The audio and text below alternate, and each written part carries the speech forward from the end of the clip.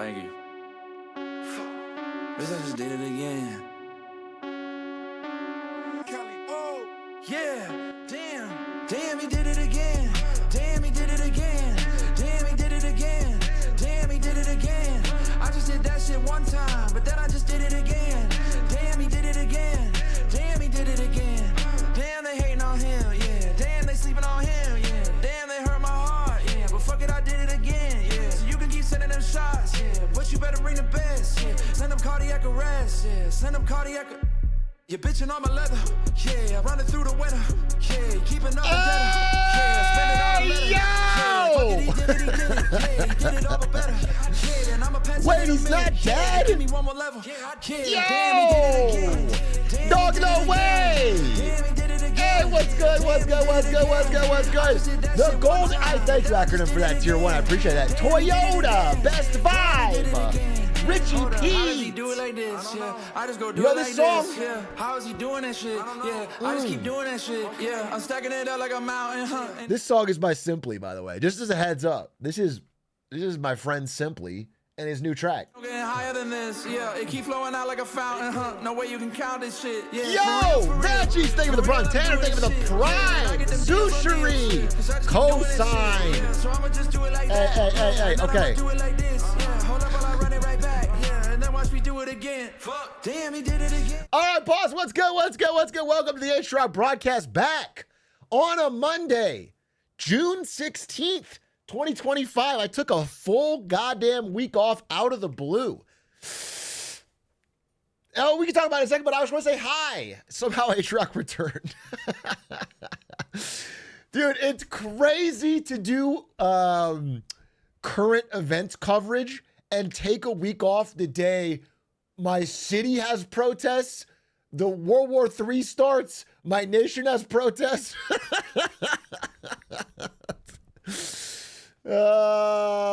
So much shit happened, dude. Every single day I'm like scrolling Financial Times. I'm like, damn, that would have been a good thing to talk about. What the fuck? Why does it wait for me to take a break, dude? But I needed a break. I mean, streaming is the hardest job in the world. You guys already know. You guys are always saying, please, streamer, take a break. Please. You stream so much for us. You're always on time and you do so much content. Please take a break. And I'm like, no, I have to put more hours in.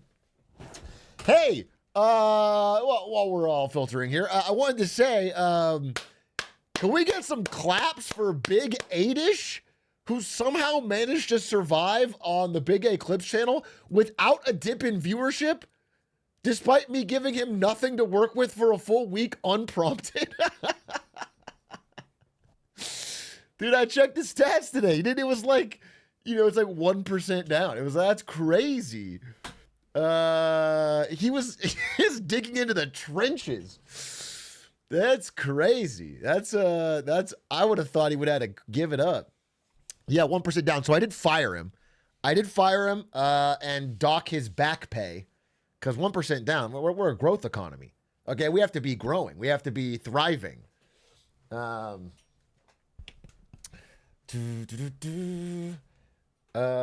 tried but failed. We have to beat 2% inflation. If we're not growing above 2%, our real wages are shrinking. Do you understand? This is me talking to 8ish, screaming at him, actually. This is me screaming at 8ish in the call right before I went live. The timer's not moving. It's a recession. You want me to have a timer working? It's a recession indicator right there. The timer doesn't fucking move. There, I'll start it. Hey, good to see you guys. Anyway, there's so much to talk about. And I actually have thoughts on it all. But I'm going to start with a 40-minute rant on abortion. Just to get it spicy in here. Good news day, surely. Pog. Ooh, I don't know about a good news day. A funny news day, maybe. It's my birthday today, so I get a woo-woo. Now, normally I wouldn't do this, but because I've been gone, woo-woo for your birthday. Hey, thanks for those fucking gifties. Duke of Air 415. Do you have a message? I, to be honest, have I got caught up in a little bit of protest fever and a bit of I had a lot of families living with me. I had Ari's family and my family, and then Ari's brother's family all staying with me. And I decided that I just wanted to spend time with them. And there was stuff going on, and it was not the time to be going live and making jokes and all that. So I took a week. I needed it. I'll tell you one thing. I'll tell you one fucking thing. This is a belief I've always had. This is a belief that's core to my being. If I get 3 or more days in a row of good sleep, I become a superhero. That's what I feel like. And I finally did. And I feel I feel better. I straight up feel like a better human being. I feel nicer to people. I'm crying, but I for real, I just noticed how much of my life I never get 3 in a row. And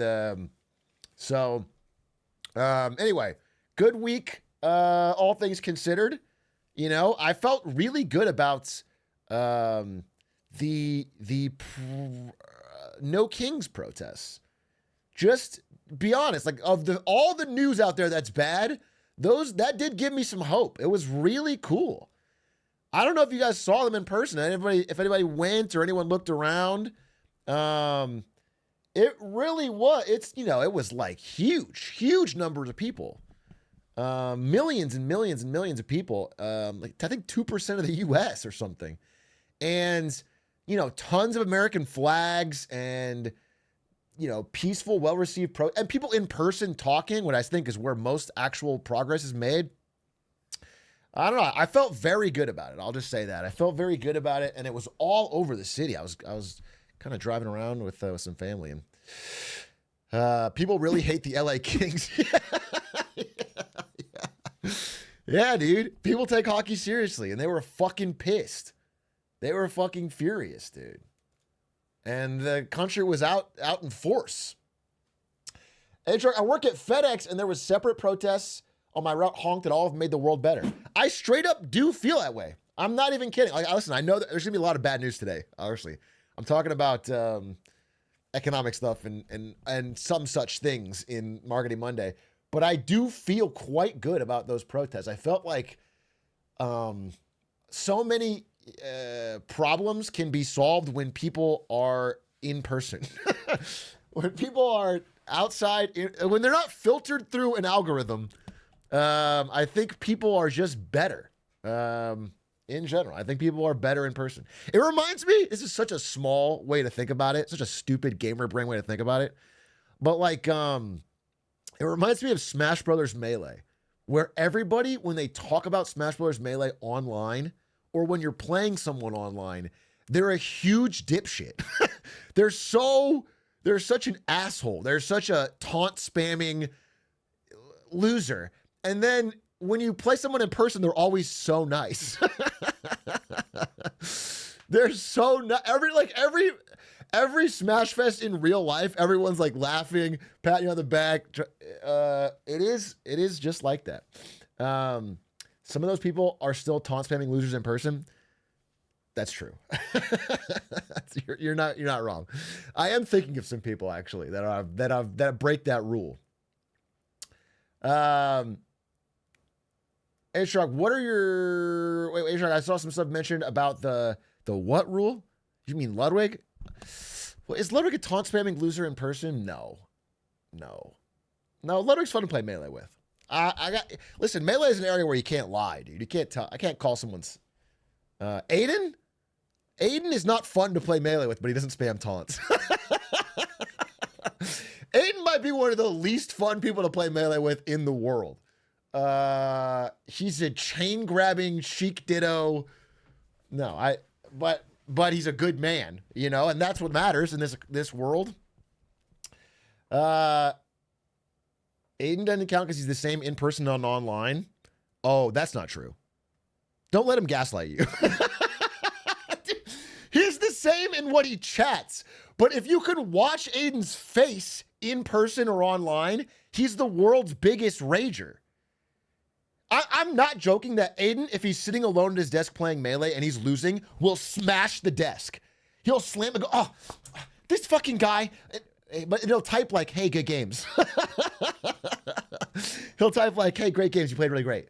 Like he'll type whatever, but he is pissed. But in person, he doesn't actually get mad. He's like, he's actually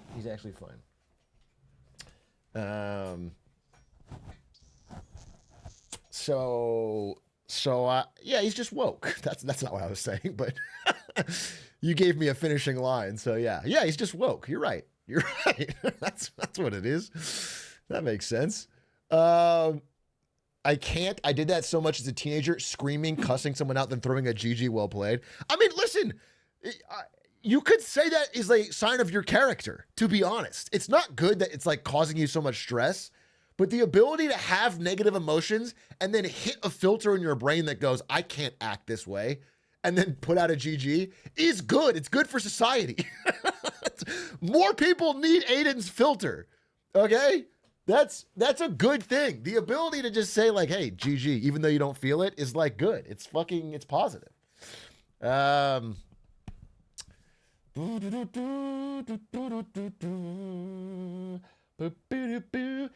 you had to reach new builder AI merch. I need a way to make fun of AI bros. Here's the problem. I found this out when I did the FTX hat. If I release a hat of a failed company that just happened, people don't think you're wearing it ironically. If you wear an FTX hat or a Builder AI hat, they just think you work for those companies or like really support them. Like wearing a crypto hat in 2025 is still people think like, oh, this guy loves crypto. It doesn't.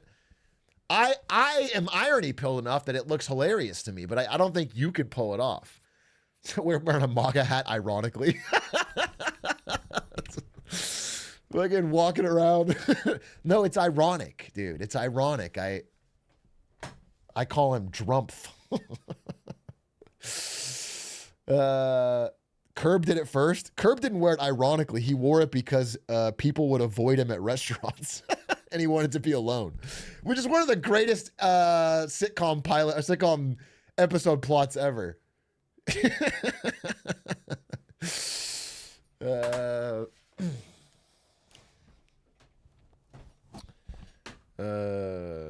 Calling it Curb like it's his name? Yeah, that's his name. Jerry Seinfeld, the lead actor was Jerry Seinfeld. So the main character of Curb Your Enthusiasm is Curb, last name Your Enthusiasm. It's fucking obvious. That's how it works. Hey, truck, I just quit my previous job because I didn't make shit all for money. Now I'm doing truck driving. Today was my first day of orientation and it already sucks. Let's fucking go. Damn, bro. Well, I'm sorry to hear that. I'm sorry to fucking hear that. But better money, maybe? I'm assuming? Possibly? You quit the previous job because it sucks for money, and now maybe you got some better. Maybe the stuff might. Truck driving is good money, just bad hours. The thing about it is, you get more time to watch your favorite streamer, especially one who's so active and streams many, many hours during the week. So that's a huge W for trucking.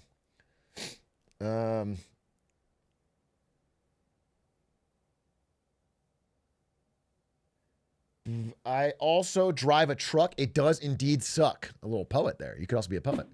Not as much as Atrioc not watching the vid I made for him, but it does suck a lot. Okay. Okay. Feels targeted. Feels targeted. Now, I haven't streamed in a while. Maybe I forgot the vibe here, but I thought, this is my recollection, a hazy recollection, was that it's this really positive vibe, you know, where the chat's sort of like friendly, positive banter, and there's like a nice back and forth. That's like, I don't remember anything where it was like making fun of the streamer. That doesn't sound like we wouldn't want that, because that would be weird. And we would never ever spam Glizzy either. That's another thing that I think we also would fucking agree on. Give myself some more. I got a lot to talk about.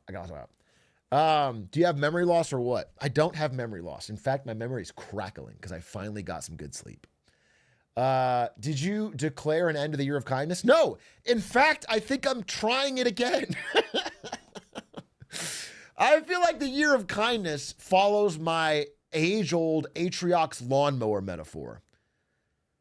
If you're unfamiliar, the Atrioc's lawnmower metaphor is that sometimes you gotta pull it a few times before the lawnmower starts. Okay? It goes, then it stops. Then it stops. Okay, this is the third poll of the year of kindness. I think the protests made me realize how most people in real life are nice. Like, if you get rid of the digital intermediary, people are nice. Most people are nice. Most people are not trying to fuck you over. Most people are like, generally, they have their fun interests. They want to talk about them. I don't know. I just think that most people are nice. But because we're all isolated and online and stuck in our homes and filtered through ever increasing rage bait, we're getting angrier. I think that's not you guys. You guys are all evil. You guys are all evil, but most people in general. People evil. What is this? Atrioc, I live in the Republican Philadelphia capital, and our protest was a mile long, and over 50% of passerby honked in support. All smiles for everyone, including the cops. Yeah, I had the same vibe. People were positive. I don't know. It was a good vibe, and there was funny signs, which sounds like a small thing, but it just showed me that people are creative without ChatGPT, unless they ChatGPT'd funny signs for the protest, which they may have done, I guess. But I don't know. I thought it was good. I just thought it was good, dude. It was like a sign that like the raw human capital is still there. People are still able to come together and do things. We just have to change some of the systems that make it very difficult. That's my theory. But Benjamin, thank you for the 13 months. Hey, Atrioc, I had a genius idea for a stream. It's like a business presentation, but it's weekly. I'm thinking of a name like Business Presentations That Happen on Wednesdays. What do y'all think for this one? It'd be a more accurate name than the one we have now. I'll tell you that. I'll tell you that.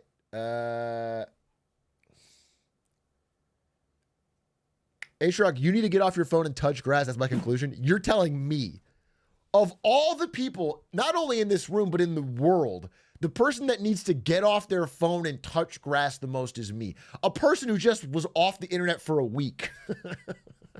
I'm just streaming again. What you... No, I don't think that's necessarily the case. Good diagnosis. Yep. You didn't submit your PTO last week, so we are docking you. First of all, you're not docking me. Pause. Nobody here is docking. Okay? If you mean docking my pay, that already happens. That happens every time you take a break as a content creator. Although that's what I wanted to say. I just wanted to say, Mike, hey, thank you, by the way. Old correct 1234 for the sub, and get cocky. Sounds sexual. Thank you for the 5 gifted. I appreciate that. Is that I'm incredibly astronomically impressed with Adish for just powering through, and he did not stop the train of Big A, despite me not telling him and just unprompted stop streaming for a week. That's crazy. I would have thought we would have had nothing. I'm impressed. You didn't tell him? I mean, I told him as it was happening, but it wasn't planned. I thought every day I was going to stream, and then every day it was like something would happen, or I would be with family and, maybe talking about something serious. And I'm like, I can't be like, all right, well, I'm going to dip because I want to go watch X-Files on, you know what I'm saying? It didn't work out that way. It was not, and there was just so much family here. There was just too much family to be like,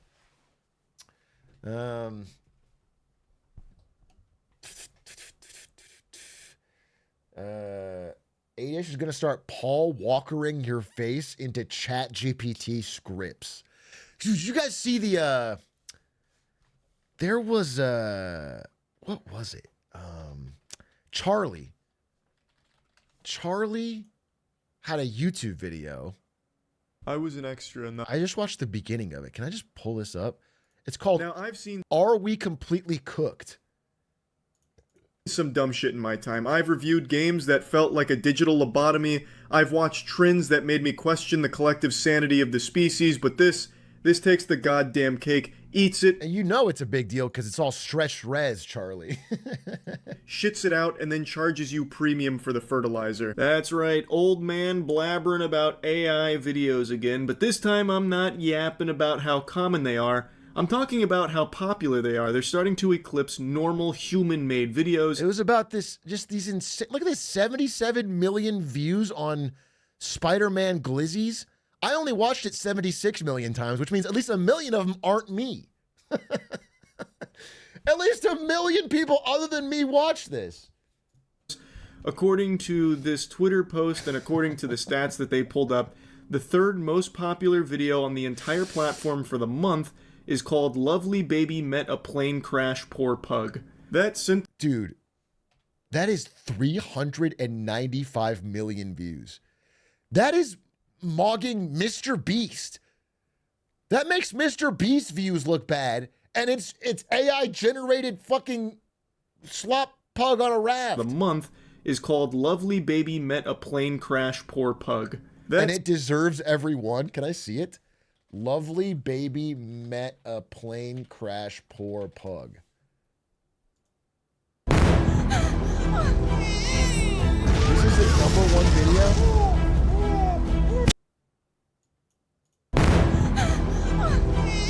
Okay.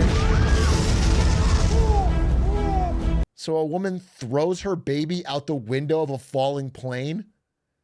Why would she touch the parachute? How did she make that parachute? Wait, I am invested. Oh, fuck. Maybe we are cooked.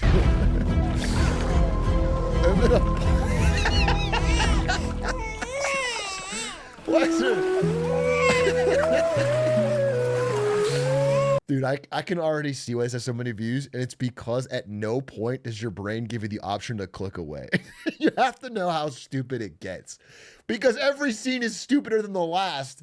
And that's why it gets full retention, which is why it just keeps getting short. This is real footage? Yeah, this has got to be real, right?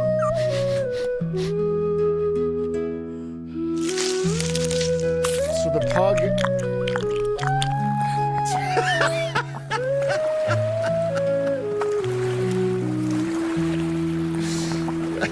That's unreal. Is this real? It has to be, dude. It's footage. They can't fake video. Wow, that is one incredible dog.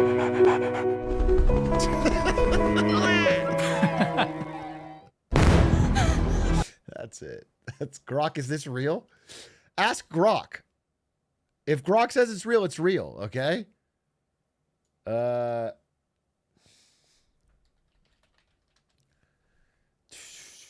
Have you seen the... Yeah, I have seen the VO3 stuff. I mean, it's crazy. The craziest thing is that, what's the betting company? The prediction company, not Polymarket. Kalshi. Kalshi did an NBA finals ad entirely AI generated from VO3. That's unreal, dude. Things are speeding up, dude.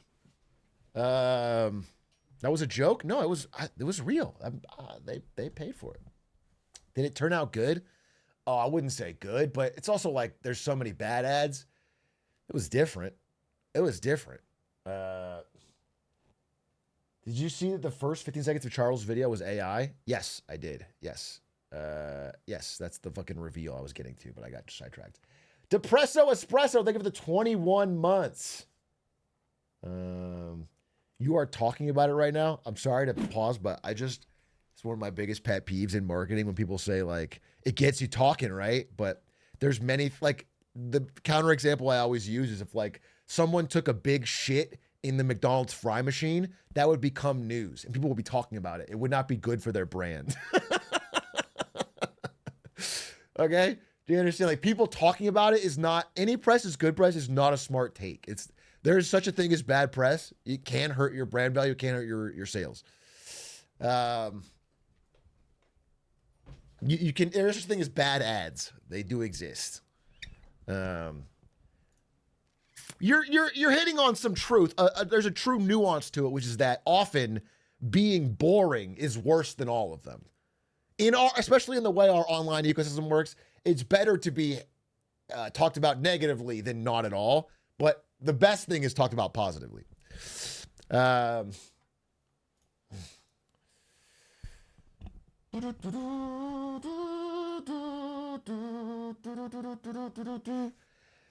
Big A football fair. Are you excited for the upcoming NFL season? I always love when they move them chains, and I always love when they get the old pigskin and Hail Mary it down the fucking green. You know what I'm saying? Go Bears. The gridiron is what I call it. And there's nothing better than a cold beer and your favorite team out there and Brono's ball. You know what? I wanted to call him out, but when he started talking, I realized he was actually he's really informed. This guy knows ball. This guy watches the NFL in and out. Here, 1 second. Let me get a quick water. They retired the chains for the next season? Wait, what the fuck are you talking about? The NFL went woke? There's no more chains? Wait, what do you mean? I'm actually confused. What the fuck do you mean there's no more chains in football? I'm looking this up. No more chains football. NFL officially getting rid of the chain gang? They're using digital. Oh, it's gone woke. They're using Sony's Hawkeye technology to measure the line instead of the chain crew. It's gone woke, folks. It's gone woke. It's over. My dad got unemployed because of that. Your dad was on the chain gang? Recession indicator. This is why unemployment is on the rise. Did you guys know? This is not a joke. Do you guys know that 1 in 3 Americans are employed moving the chains on the side of NFL games? 1 in 3. If this job gets automated, we are fucking cooked. Okay? We're cooked. This is a huge. Okay, let me get a water real quick. Sorry. Can we use technology to replace baseball umpires? Low key. Joking aside, it does strike me as actually this is where I talk about is the NBA. It's just annoying how the ref's mood depends on what gets called. You feel like digitally we could just check this out. We could just see if someone traveled or not. We can see if someone's let me get a water. Yeah, after fucking Scott Foster in that game 4.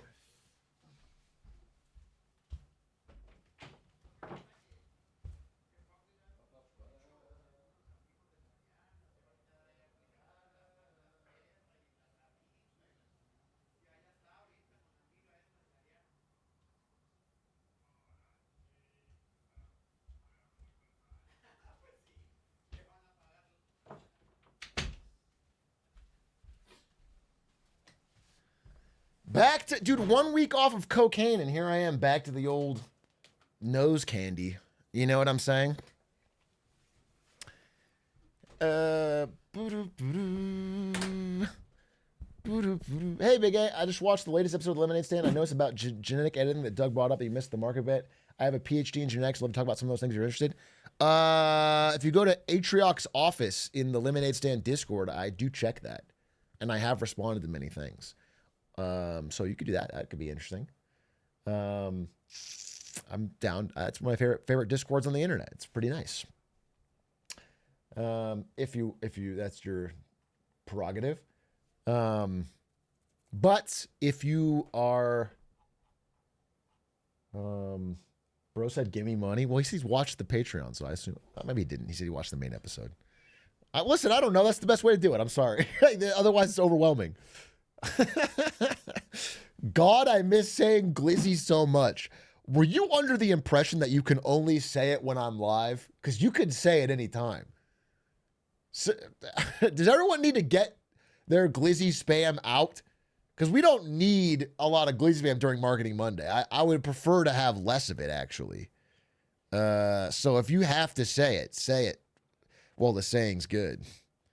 But yeah, I mean, yeah, so on that Charlie video, the reveal is at the beginning that was AI generated. And with his voice being what it is and the ability to generate that stuff and huge AI, it's all kind of spooky. In this ever-descending nightmare of slop internet. You know what it is? Because I've had a couple thoughts this week. One of them is on positive feelings that I had around the protests on Saturday and being outside and being with family and talking to people in person. And then the other thing I had was when I was spending more time online, I think I was reading some Twitter arguments or some threads, and I'm just noticing more and more that it's not even human beings talking to each other, or it's human beings filtered through ChatGPT. And I'm realizing that like it's no longer like, oh, the internet's about to get shitified by AI. It's like, it is. It's done.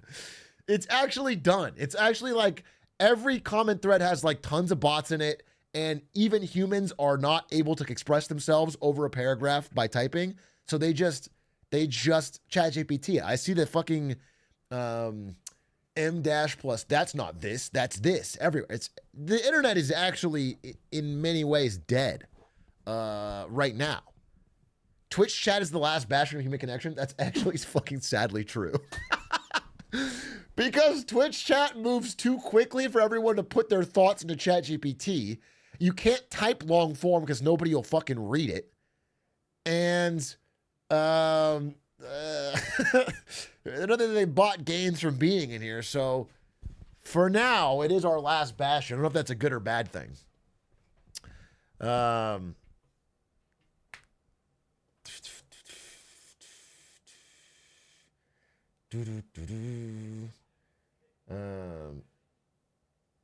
I'm afraid not, sadly. Connor has an AI chatter. How do you know that? What are your thoughts on the NBA giving Halliburton the nickname The Moment? Do you prefer the fan giving one the Halliban? Everyone prefers the Halliban, bro. They only gave him the name The Moment because they can't call him the Halliban for sponsor reasons. Obviously, no one's calling him The Moment, dude. That's not going to stick. The Moment is trash. Halliban is incredible.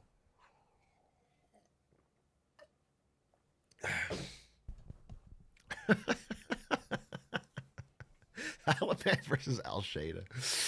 That's fucking funny. I actually did not hear about Al Shada.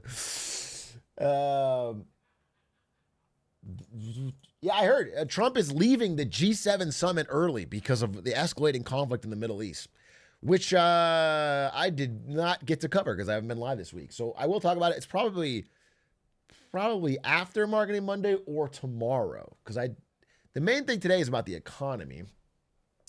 OKC up by 14. Yeah, it is feeling like a 4-1, by the way. Not to call it early, but the NBA prophet is never wrong in my first season of really watching.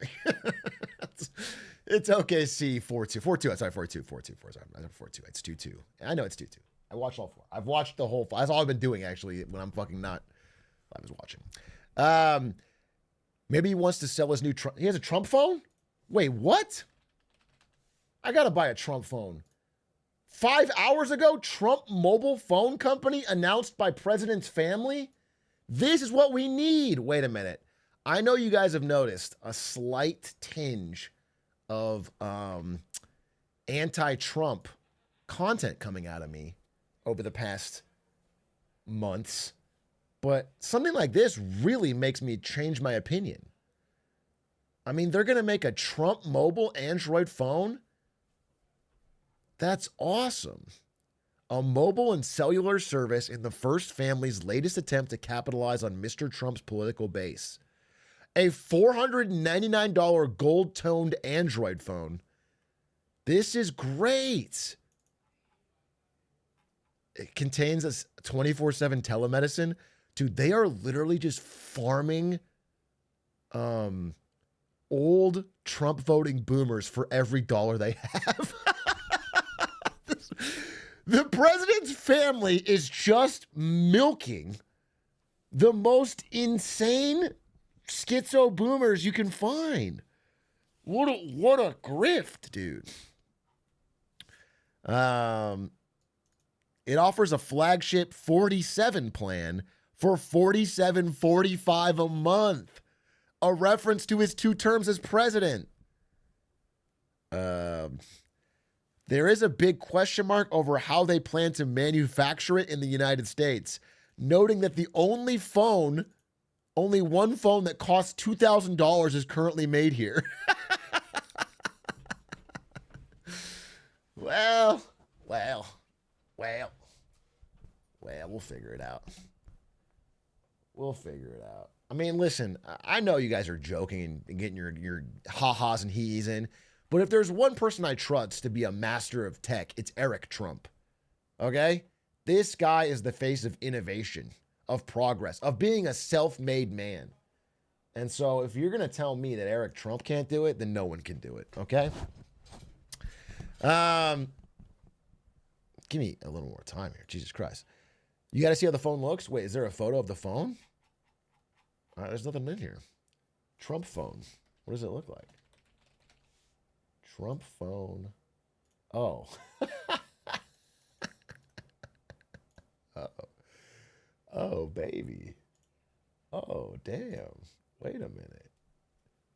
Oh, shit. And you could also, if someone calls you out, just say you're a Tyler 1 fan. Wait a minute, dude. Yeah, I mean, this is obviously a concept. It actually looks like they took the stock PNG of an iPhone and then edited out the iPhone parts.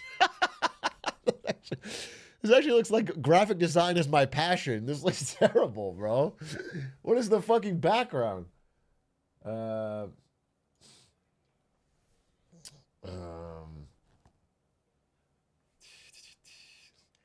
How was joining casual stream for T1 versus HLE and getting bombarded with glizzies?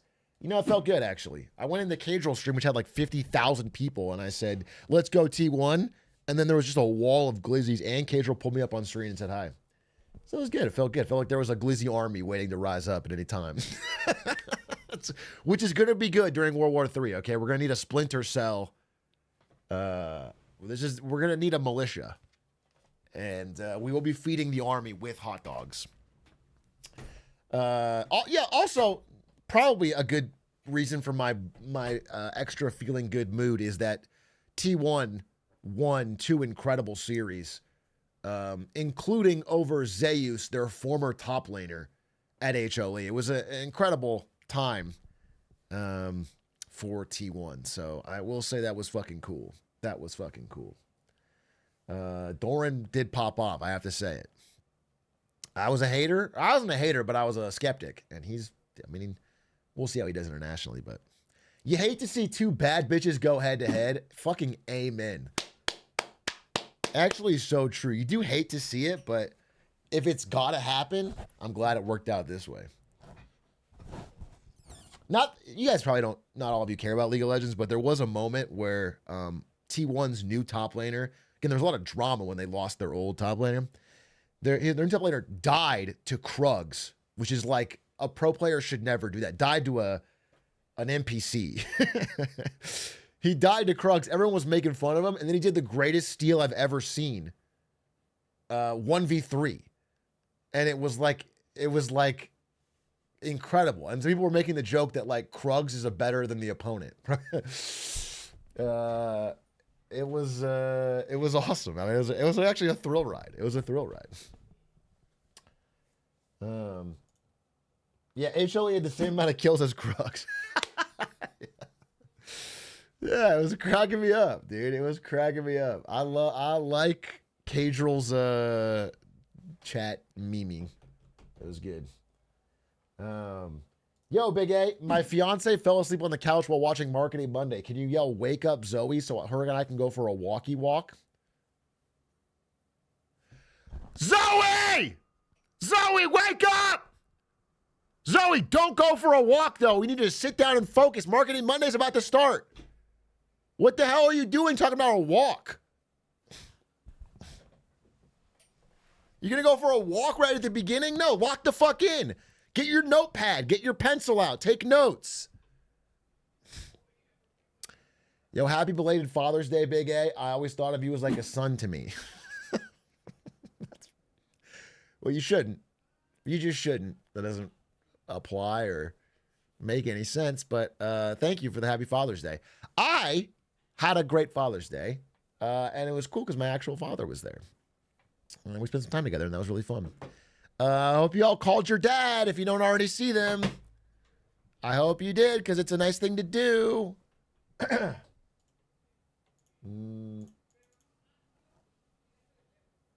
Luka Doncic is Atrioc's father. Okay, last basketball thing, and I will not talk about it again. Luka is looking fucking fit, dude. I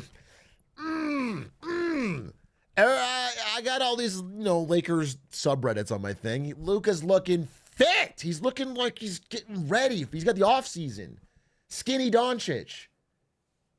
Now, he is not in America, so the second he gets back to America and starts eating American food, he might balloon. But I believe, dude. I'm not falling for it again. Luka's Weight Watchers season is here. Our Lakers became Weight Watchers. That's actually so true. Dude, it's actually so true. It should be a basketball subreddit, but everything is about like, what do you think the calorie count of Luka's food is? It's just like a bunch of fucking dudes across the country watching one Slovenian man's diet. But that's also a bonding moment, okay? God. People need ways to connect. And if it's over fucking Luka's diet, then so be it. Zinjo, thank you for the 37 months. I'm 37 like you. That's not very nice. As you know, I'm not 37 years old. And you... I've only been sub for 37 months. Yikes, dude. Yikes. I'm going to pretend you've been sub for 50 plus and I'll just dock the extra months out of your pay. I think that would be fair. I think that's fair. Are you debuting the new show to replace the X-Files? Yes, actually. I think today, after Marketing Monday and after a little bit of talk, and maybe there's actually some really interesting videos I want to watch with chat. After that, I think we might watch an episode of Smallville. I want to try it out. I want to try Smallville episode 1. I want to see if it's fun.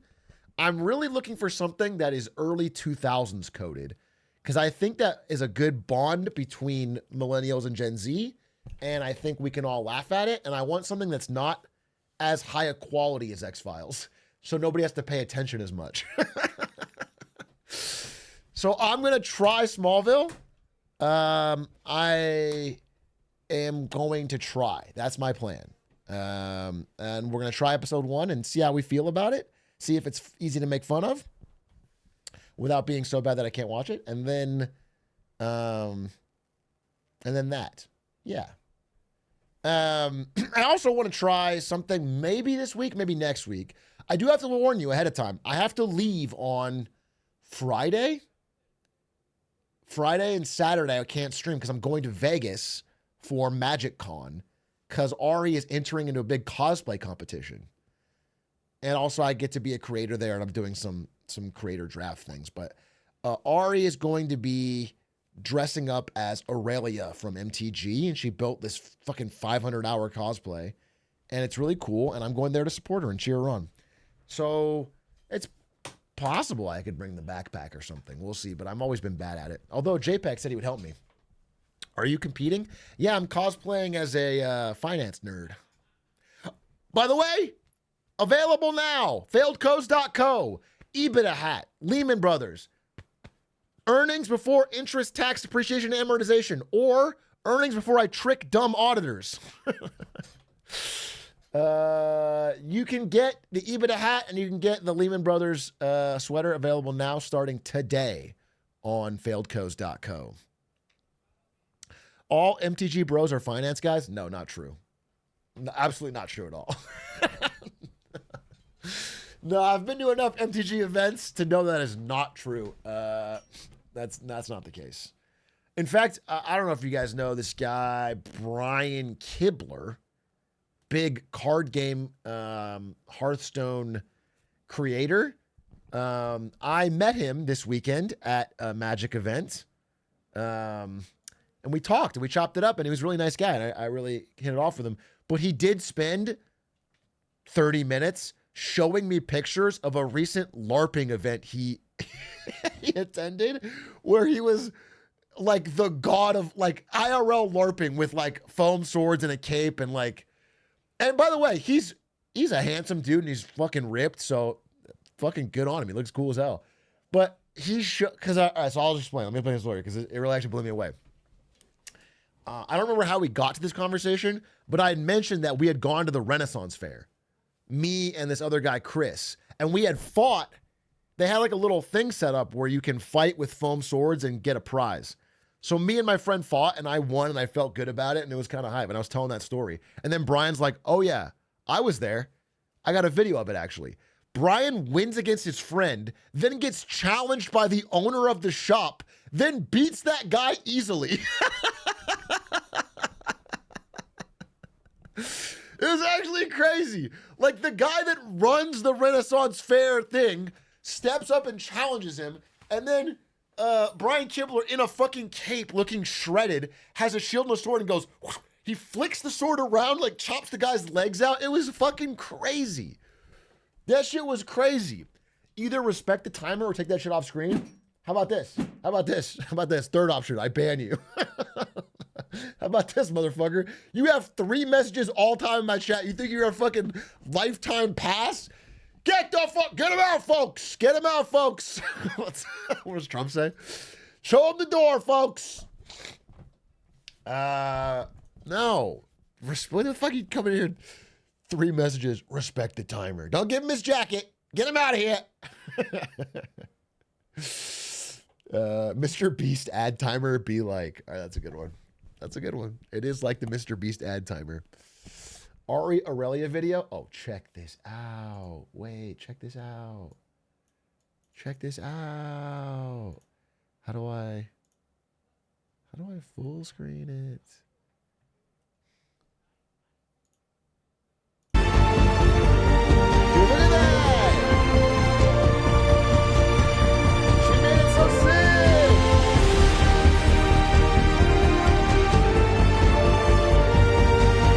Oh, it's too loud? My bad. My beezy.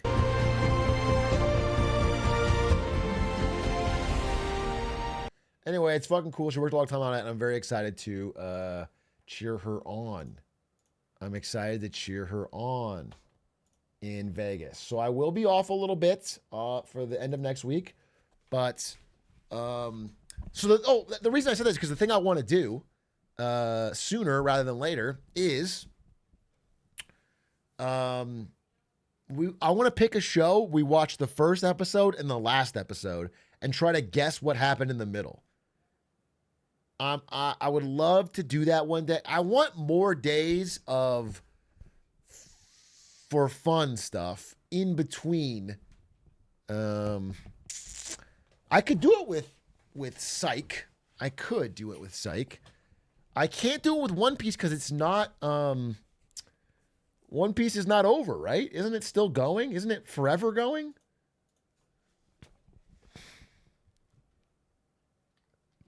I could do it with Heroes. When did Heroes air? When did Heroes air? 2006? Oh, let's do it with Heroes. Let's watch Heroes episode 1 and the final episode and try to fucking guess what happened. Because I've never seen any Heroes. I've never seen any Heroes. All right, well, yeah, we do that. We can do that either this week or early next. That sounds good. We'll watch Heroes episode 1 and the ending, and I'll try to fucking... I'm just going to go in 0 spoilers, learn nothing. That sounds very fun to me. And I can make a video out of it. It can be fun. Okay, let me turn on the air real quick because it's fucking hot in here. And then about to launch into... Here, give me a little more time and then no more extendos. Because I'm ready to do a presentation. Is it clicking? Okay, good.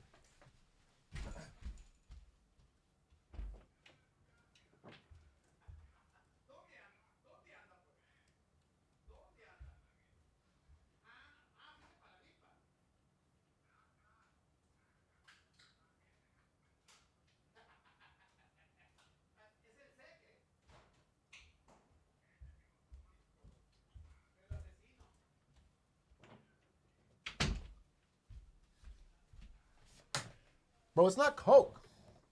It's not Coke, it's blueberries. Unless they somehow put Coke into blueberry form. It's not Coke-infused blueberries. That doesn't even make sense. That does not even make sense.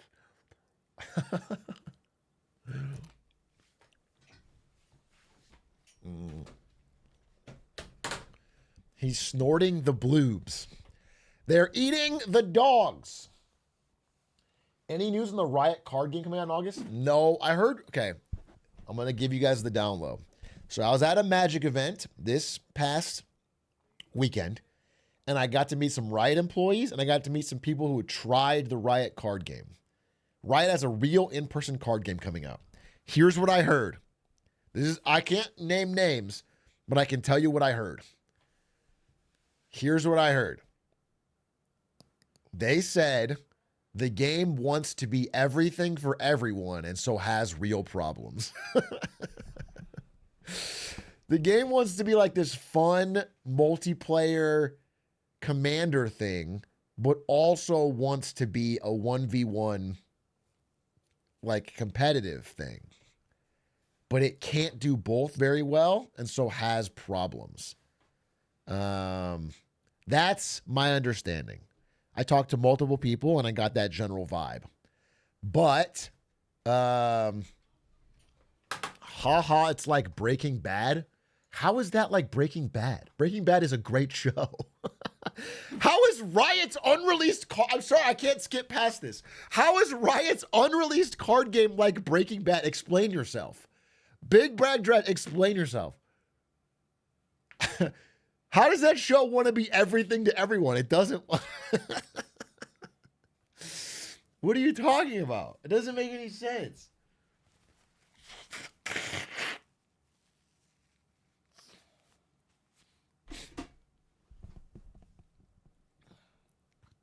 They hated him because he was right? Explain it. It doesn't make any sense. You guys just keep saying it makes perfect sense, but you can't explain it. How does it doesn't make sense. You're just rage baiting me. Wait a minute. You guys wouldn't intentionally say something you don't believe just because it makes the streamer have a reaction, would you? You guys wouldn't like purposefully amplify an opinion that you don't actually personally hold just because it would make me say or do something entertaining or angry. Because that could undermine the logic of the whole stream. That could cause a real problem. You would never. All right, good. Then I guess I was wrong. Wouldn't be the first time. Just put the MTG Arena in the bag. Oh, we lost. So I did a charity Magic thing, as I said. I was paired with Jimmy Wong from Video Game High School, if you know him. And we played 2v2 Magic in a charity tournament. We went on day one.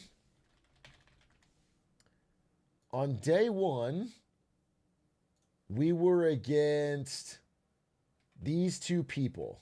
Can I show you? Maybe you know of them. Reynad and LS. These guys were our rivals on day one. And so funny. So we show up. The judge is like, hey, guys, this is a charity pro-am. It's just for fun. Some people here are even kind of new to Magic. Everyone have a good time. We're not taking it so seriously.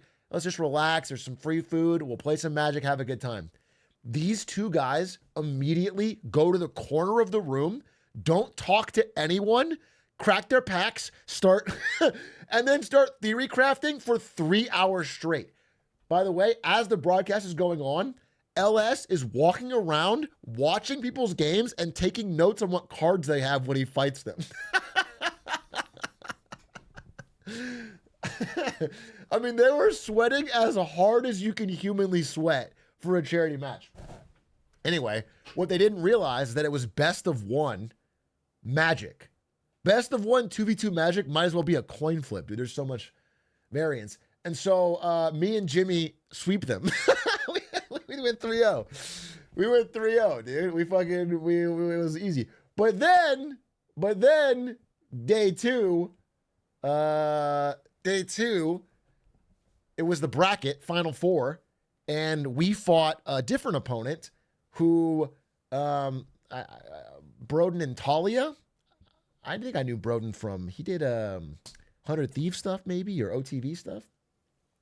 And we lost. We lost that best of one. They played great. There's like this epic moment where they have the win on board, but they don't see it. And so the whole casting, the whole like couch watching the game is screaming like it's the scene in Interstellar. It's like, no, don't miss your lead. And then they finally found it. Not the casting, but yeah, they found it. Yeah, Murph. But they found it. They found the lethal and they got us, and it was good. It was fun. We raised some money for charity, but it was third place, so not as much as I could have. What happened to his middle hair? I don't know, but I talked to Ray Dad and I did tell him one thing. I said, listen, bro, listen, I don't know if you guys know, maybe you guys are Northern Lion fans. I'm assuming a lot of you are. And if you don't know, Reynad made the game, The Bazaar. He made the game The Bazaar, and I've known Reynad for a long time. I think he's, he's awesome. He's been around the scene, and I walked up to him and I introduced myself and I said hi, and I said, listen, I'm just going to be dead honest with you. I thought your game was never going to come out. Like, just being dead serious, I wrote that thing off. I thought it would never happen. And I was like, dude, it's super congrats. Like, that thing's doing really well. You got NL playing it all the time. Like, that's awesome. That's, I wish it was on Steam. Yeah, but the thing is, because he didn't do it on Steam and had his own launcher, he got to keep all of the profit instead of giving like 30% to Steam, which is crazy. I mean, my understanding, he didn't tell me this, but this is my understanding, is that he has made fucking ridiculous amounts of money from that game. He made a ridiculous amount of money. Like, even if it doesn't pop off forever from here, like it succeeded. After all that time, like all the money he put into it, he made profit. Good profit. NL uninstalled it? Yeah, but if you get NL to play your game, it's not about him playing it forever. If NL plays your game once, that's huge for your sales. If he plays it twice, that's awesome. If he plays it 40 fucking times and uploads it for months, you understand you're good. He's not going to play. What game has he ever played forever? So I don't know. Congrats to Rena. I think that's really cool. Isaac, he doesn't still play Isaac, right? I don't know. I'm not an old head Northern Lion guy like you. Get Librarian in here if you want to talk fucking old head. Honestly, this is the fucking God's honest truth. If I ever click on an old Northern Lion video and I hear his old voice, I cringe. I'll say it. I'll fucking say it. If I hear a 10 years ago Northern Lion video, it sounds like a different person, dude. And he does like a YouTube voice. It's like it's not the same content creator in any way. It is a different person. I don't know what changed him, but it's not. You're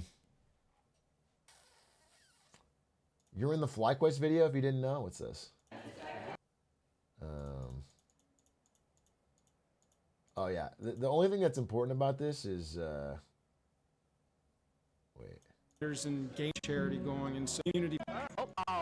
Your of collect and so brand you could dual ring combine bring an identity Sorry. Charity go together, but we're also. I mean, I'll just show you what it is, but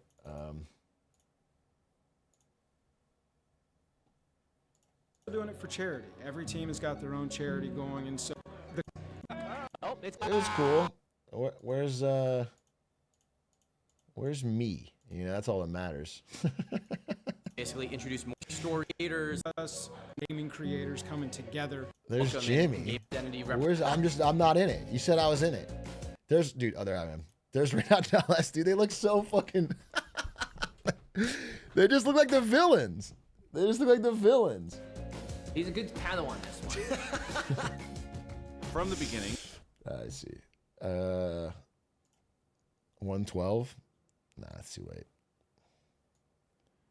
What is 112 when I just shove past them? So Magic, I think, fits within that framework. We want to basically introduce more people to Magic. We want to highlight story. They had a clip where I was like, this guy was talking and I was running to go to the bathroom and I just kind of shoved him.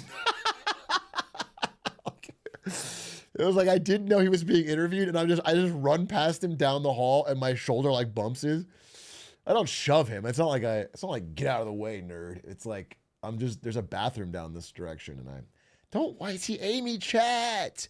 Chat, I'm not the asshole. Chat, no, I'm not the asshole.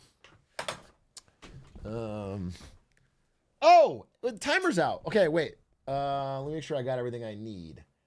Let me make sure I got everything I need. First, I gotta get rid of chat. You know, amen to that. Let's see.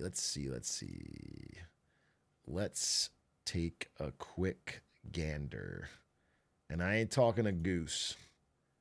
What's good for the goose is good for the gander, is what I've always said. Yeah, this looks fucking good to me. Dude, I fucking love it when I say something completely fucking stupid, rambly, and then someone says true.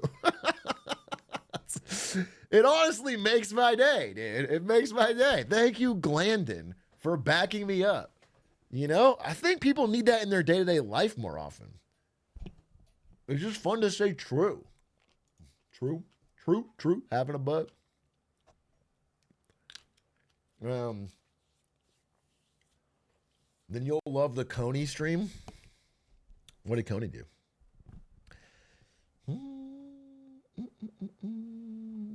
It's going to his bald head. That's your first time chat message, bro? You don't know that I'm bald. I have a hat on. That's why I wear the hat. You can't know. Do you guys not understand that the balding man's greatest trick ever invented was wearing a hat, a ball cap? It's like a shield. No one can ever know. It's Schrodinger's bald. I'm actually getting a haircut tomorrow. So, what hair? Shut up. So I will not be wearing a hat tomorrow. But you guys have to fucking comment positively on my hair. I'm getting a low taper fade, yeah. Did you see the Naked Gun trailer? I have it. Although, they had like a Spaceballs trailer, right? They brought back Spaceballs? Does anyone who remembers Spaceballs not need a hip replacement?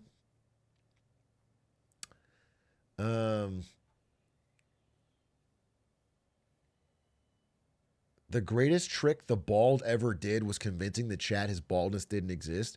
Did you just take my joke on the greatest trick that I've ever pulled and then replace it but make it worse and then spell everything wrong? And then farm a bunch of trues and fire emojis? I just did that reference. And then Fuck. I'm getting outplayed in the marketplace of ideas. Speaking of marketplaces, let's talk about the economy in this week's, perhaps this month's, edition of Marketing Monday. We're back, baby. All I need from you is one thing you haven't done in a long time. Dust off the old keyboard fingers. Look at the screen, and when you see yourself, you type Poggy's me. This interaction is sacred. It's old as time itself. It brings us together as we learn about the economy.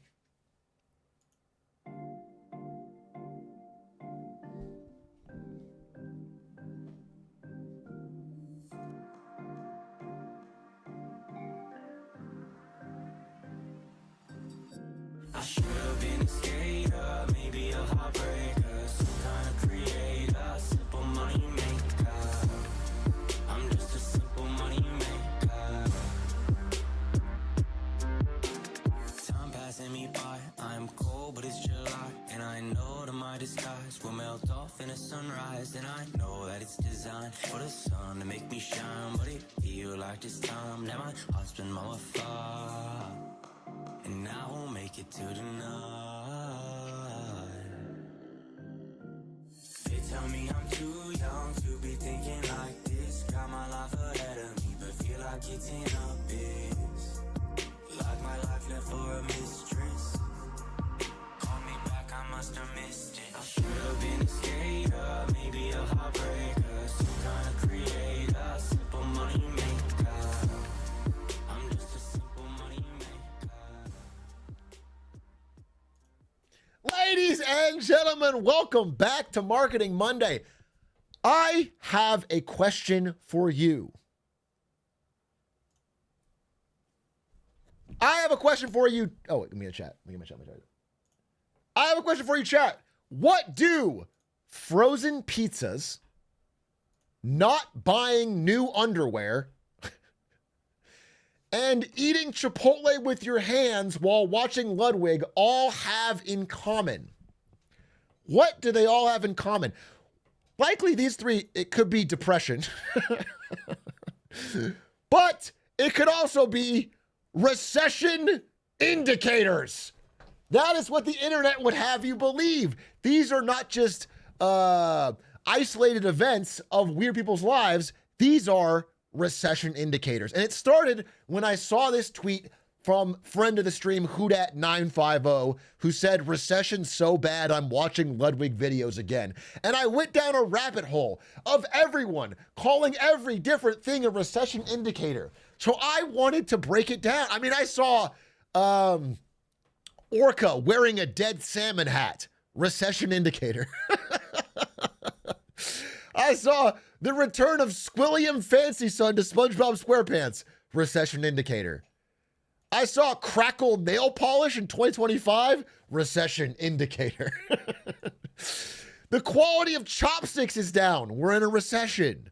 Leonardo DiCaprio stopped dating under 25-year-olds and started dating a 27-year-old. We've got to be in a recession. Let me get my camera a little smaller. We've got it. We're screwed now. Even under my own videos, I dropped a video on the LA protests, and the top comment was, Atrioc being serious is basically a recession signal in itself. It got 3,000 upvotes. So I think this deserved further scrutiny. Okay? But the biggest and most obvious recession indicator was obviously people having no fucking money. That seemed to be an underlying theme of a lot of them. So I decided, is there truth? As someone who has made videos about this type of thing in the past, I wanted to look deeper and see if there's any truth to this. To look at these different various recession indicators and analyze them point by point to see if we can draw any sort of larger conclusions. And before you actually me, before you put on your glasses, actually, just to be clear, for the broader, maybe less informed populace, a recession is generally defined as 2 quarters in a row of negative economic growth, okay? Q1 2025 was negative. If Q2 comes out and it's also negative, then we are in an official NBER-defined recession. But that is kind of boring and requires us to wait a long time. Again, the number might come out positive and then get revised down. This could take months, this could take years before we know if we're in an official recession. We have to use social media and trends and TikTok to find out now. And so we're gonna do that today. Again, the official call comes after the fact.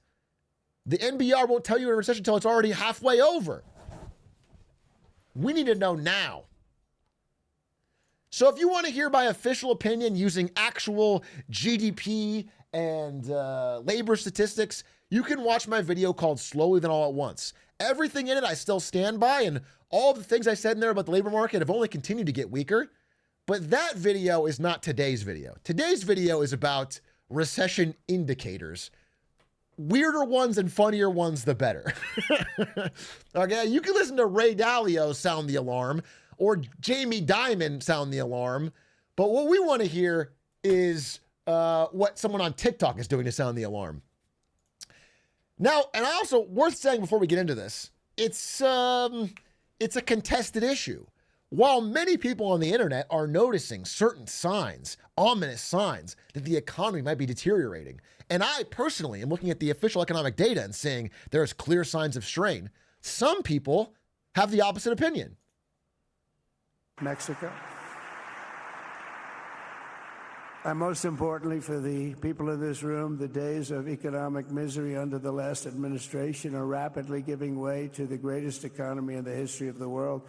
We are rocking. The United States is the hottest country, with the exception of your country, I have to say, right? I'm not going to take that on. No, Mohammed, I'm not going to take that on. So maybe the U.S., outside of Saudi Arabia, is the hottest economy in the history of the world. We'll find out. But I broke this down in different categories so we could go point by point and see if there's any truth to some of these so-called social media recession indicators. Let's start with food, okay? That joke I made at the beginning about frozen pizza was not a joke. It's called the Pepperoni Price Index, and it's actually real, okay? Now, food in general, people often say it's a recession indicator because when people get nervous as the world gets more uncertain, they gravitate towards more comfort foods. And you might say that frozen pizza is that. People like comfortable foods like pizza. On certain times, they buy pizza. But actually, that's not the case. The Pepperoni Price Index is something very specific that's triggering right now. And it's about bougie frozen pizzas. Not just any frozen pizzas, not cheap frozen pizzas. It's about the bougie ones. And you'd think, okay, in a recession, times are tough. People buy the cheaper stuff. No. In fact, during a recession, people buy the most expensive, nicest frozen pizzas because they are trading down from restaurants. Instead of going out to eat, they splurge on a nice frozen pizza. So when the good stuff starts doing well, that's a sign the economy is in trouble. They're replacing eating out with having a good frozen pizza at home, okay? The high-priced kinds. So when you start seeing the DiGiorno's doing well, or the Screamin' Sicilians, or the nice stuff, then you know the PP index is kicking in. And this one is actually true. This one has been researched, and there's found to be a pretty strong correlation, at least in the last 2008 recession. Frozen pizzas have had a correlation with economic downturns. Now, there are other food recession indicators that are less true. Like Edgar Allan Ponis, who said the Cheesecake Factory is cutting 13 menu items. This is a recession indicator. This is much less likely to be true because the Cheesecake Factory still has 250 items. So I'm not sure this actually means anything. I'm not sure this has any effect on our economy or it just has anything at all. Other things in food include the snacking recession. People have noticed recently that Americans are buying fewer treats, fewer snacks, fewer goldfish, fewer Oreos.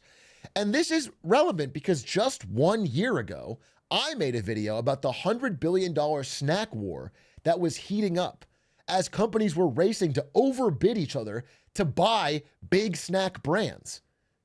But now, just 1 year later, a lot of those bets are not paying off.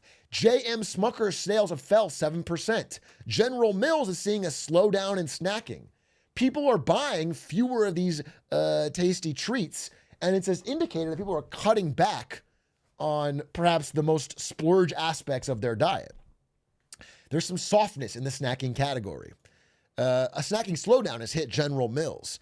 This effect, by the way, doesn't just apply to human snacks. It applies even harder to pet snacks. People will always buy their pet dog food if they can afford it.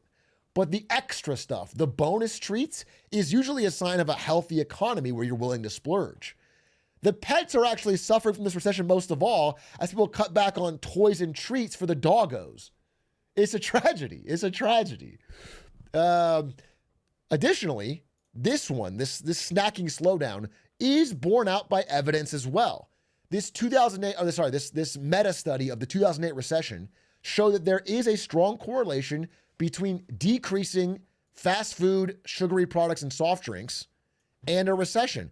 And it's not because of people being healthier. It's because they just overall buy less of it. They just have less money. In fact, they also cut down their buying of meats, fruits, and veggies too. It's just less food, really. I'm just being clear. So before you say this is a good thing, it's really not. It's really not that good of a thing, but there could be some health benefits.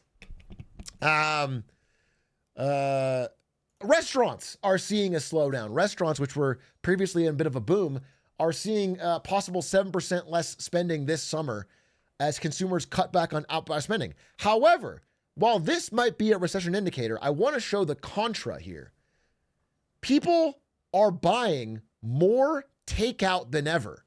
In fact, as I researched for this video, I realized that every Zoomer in my chat who makes fun of me for buying Uber Eats Chipotle is a hypocrite. So many of you are it's the stats for Gen Z and young millennials are absurd. They're buying a ton of takeout. It's getting incredibly popular. It's becoming like no longer an indulgence, but a foundation of modern life. There's a true cultural shift towards more and more takeout orders. In fact, the stats that I was able to find are pretty stark. 75% of restaurant traffic in 2025 is now takeout orders. Now that includes drive-thrus and that includes pickup. So it's not all like Uber Eats delivery, DoorDash delivery, but it's becoming where restaurants are primarily vehicles for people to take food home and not to sit in and eat. It's getting crazy. And this is 5 years out of COVID. 95% of consumers deem speed as critical to the experience, while 90% see it as the top priority. People want their food elsewhere. So this is changing. And so it's hard to say, if you can take this as a recession indicator when, the woman appalled by cost of groceries is spending $40 on a private taxi for her burrito. Maybe the economy's better than I think. Maybe there's some, narrative violation there I need to understand. However, looking even more into it, there are some cracks. There are some problems under the surface. Namely, how DoorDash and Uber Eats, to maintain their growth, have been pushing more and more buy now, pay later at checkout. This is a main splash screen on DoorDash.com. They've been pushing it, and more Americans are not just financing their burrito or mac and cheese with DoorDash and Klarna, but also they're financing groceries. This is just from a month ago. People are using Klarna and Afterpay for day-to-day groceries. So I think the recession indicator here is still on. There's still clearly signs of a unhealthy rot under the surface of these big earnings numbers from companies like DoorDash and Uber Eats. And finally, in the category of food, perhaps the most damning signal of all is that a Dunkin' Donuts in Boston just closed. If a Dunkin' Donuts in Boston, downtown Boston, is closing, the economy can't be great. There must be a deeper problem. I didn't even know that could happen. I thought they could only open more. Just fell to my knees in a Walmart. Wait till they close the Walmart. But that's food. What about music? Music has always been a sign of the times. People use it as a way to express themselves and how they're feeling about the world around them. So that stands to reason that it would tie in closely with the economy. And one of the first recession indicators I found seemed like a pretty damning one. Kesha removed the dollar sign from her name. That's a recession indicator. If she can't even have the dollar in her name, how do we have dollars in our lives? The problem with this one is that it actually happened. This tweet is recent, but it actually happened in 2014. And as someone who was looking for a job in 2014, it's actually a much better time. The economy was pretty good. So I actually think it's the opposite. I think if Kesha ever adds the dollar sign back to her name, then we're in a recession. That will be the real indicator. But pop music can possibly be a predictor of a recession. There's articles and studies about this, basically saying, quite simply, that during down economic periods, people crave and gravitate towards more friendly, upbeat bubblegum pop. People want pop that is like party, party, party, have a good time, live while we're young, drink and have a... This rise in this type of feel-good, mindless pop is an indicator of economic stress as people look to a bit of escapism in the world. And it is kind of stands to reason. There's at least interesting. Wait. It's at least interesting that as we say this, stressed out by 21 pilots from the last recession is now re-entering the global Spotify chart. I wish I had a better voice that sang some better words. I wish I found some chords in an order that is new. I wish I didn't have to rhyme every time I sang. All right, I'll get DMCA'd. I'll get DMCA'd. But the real music they're talking about is not stressed out. It's more of like I've Got a Feeling by the Black Eyed Peas is considered like the ultimate recession pop song. People just not caring about anything. I want to party. I live while I'm young. I'm like, and that type of music, if we see that making a comeback, could be a recession indicator. Ed Sheeran was accused of this. Someone said he's kind of cool now, which he responds to by saying that's a recession indicator. Even he's seeing it. If he knows that he's back, it's a problem. But what about not just the music, but people dancing to the music? Specifically, I'm talking about strippers. Strippers have been a time-honored tell of recession, okay? People have used the economy around strippers to know if the actual economy is doing good since the 20s, dude. Not just in housing, which you remember from this iconic scene from The Big Short. We're not alone. Okay, look, if home prices don't go up, you are not going to be able to refinance. And you're going to be stuck paying whatever your monthly payment is once it jumps up after your teaser rate expires. Your monthlies could go up 200-300%. James says I can always refinance. Well, he's a liar. Actually, in this particular case, James probably is wrong. 200% on all my loans? What do you mean all your loans? We're talking about 2 loans on 1 house, right? I have 5 houses and a condo. Hey, there's a bubble. Trust me, call Bennett by 50. Now that's housing, but really it's more about strippers as a job, okay? If strippers are unable to have enough clients to make stripping profitable and they have to go work elsewhere, it's usually a sign of bad economic times. As pointed out here, the real recession indicator is that I'm trying to get out of the strip club and get a civilian job, which this person responds to by saying, that's quite literally a real recession indicator. That's like a real thing. That's proven. Wall Street Bets has a more, I would say, crass take on it, which is what they call the Hooters Index that came about 3 months ago on Wall Street Bets. The Hooters Index is, if your waitress at Hooters is really attractive, that's a sign of a recession. If your waitress is really attractive, that means there's no available work as something else, which means you're probably in a recession. However, Hooters just went bankrupt, so I don't really know what that's not a good sign for the economy, but it's also not this. So it's tough to say. However, there is research into something like this as I looked more into it.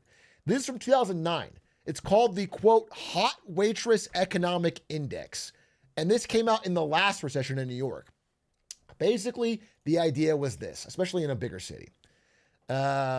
They slowly let the boys go, then the less attractive girls, and these hot girls appeared out of nowhere. Once upon a time, these ladies must have made $1,500 a night lap dancing. It was a lot of people who were doing some kind of like stripper type work that are then moving into the restaurant industry because there's no money in it.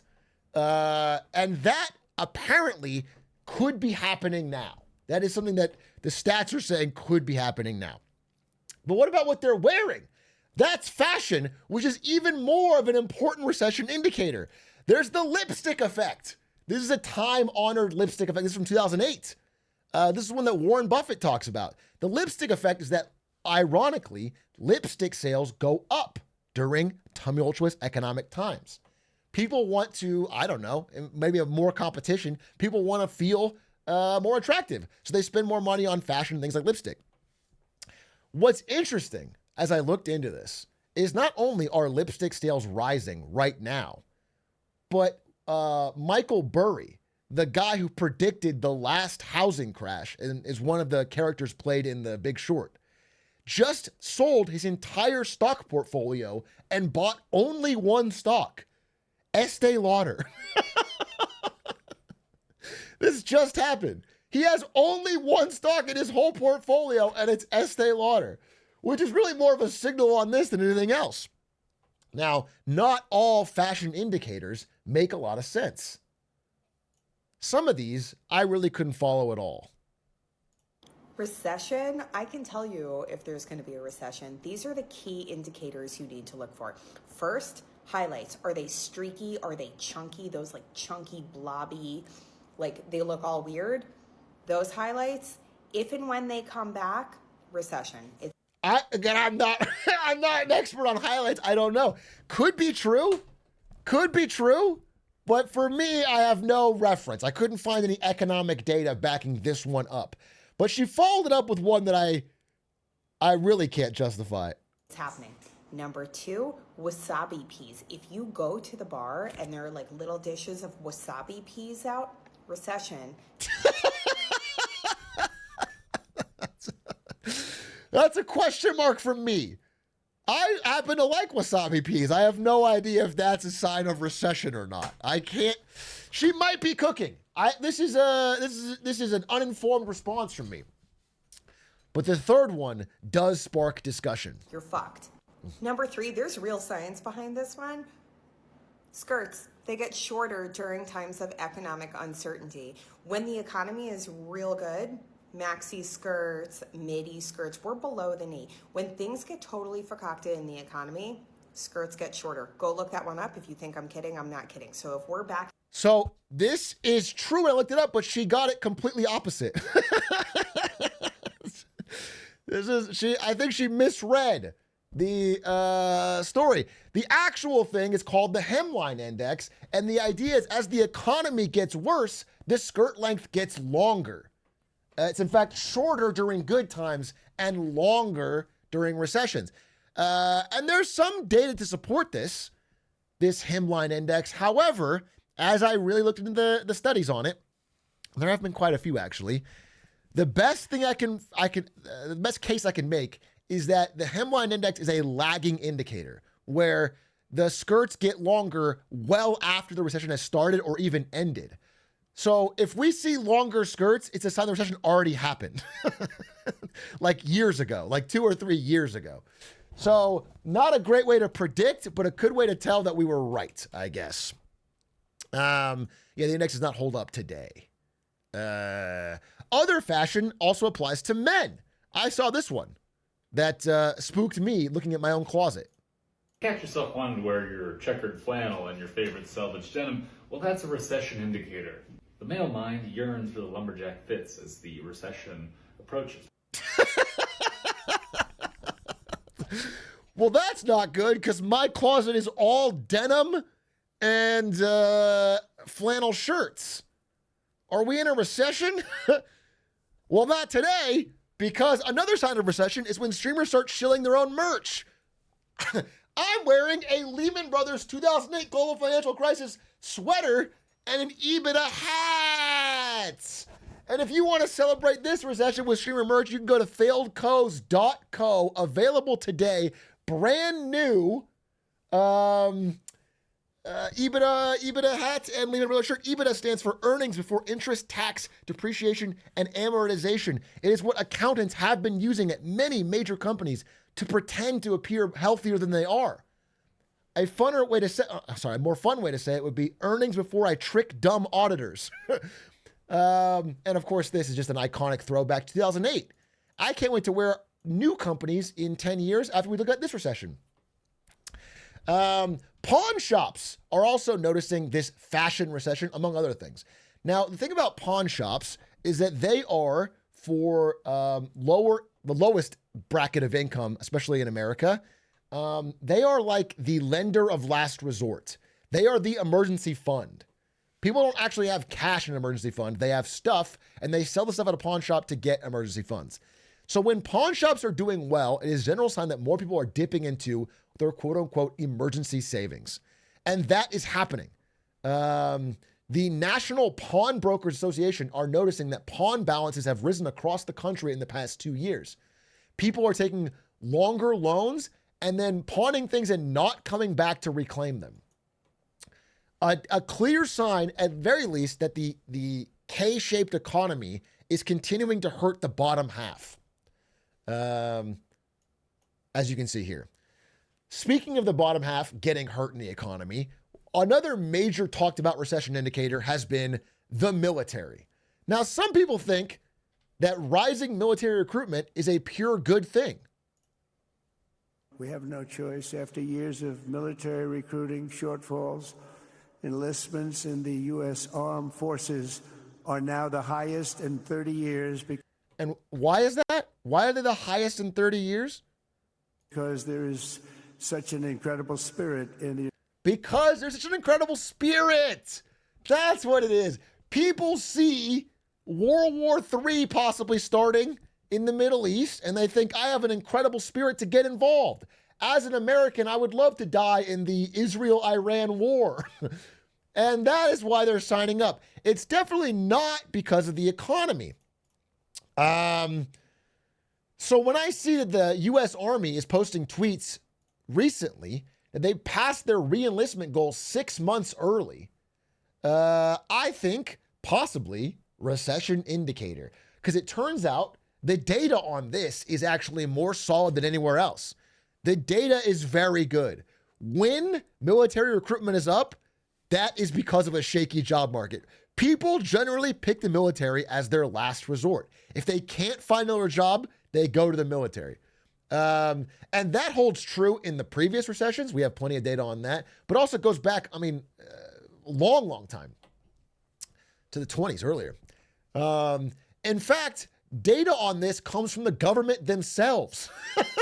This is a government-produced study that says the recent economic downturn has improved recruiting and retention, and it's allowed the services to reduce the use of enlistment and re-enlistment bonus.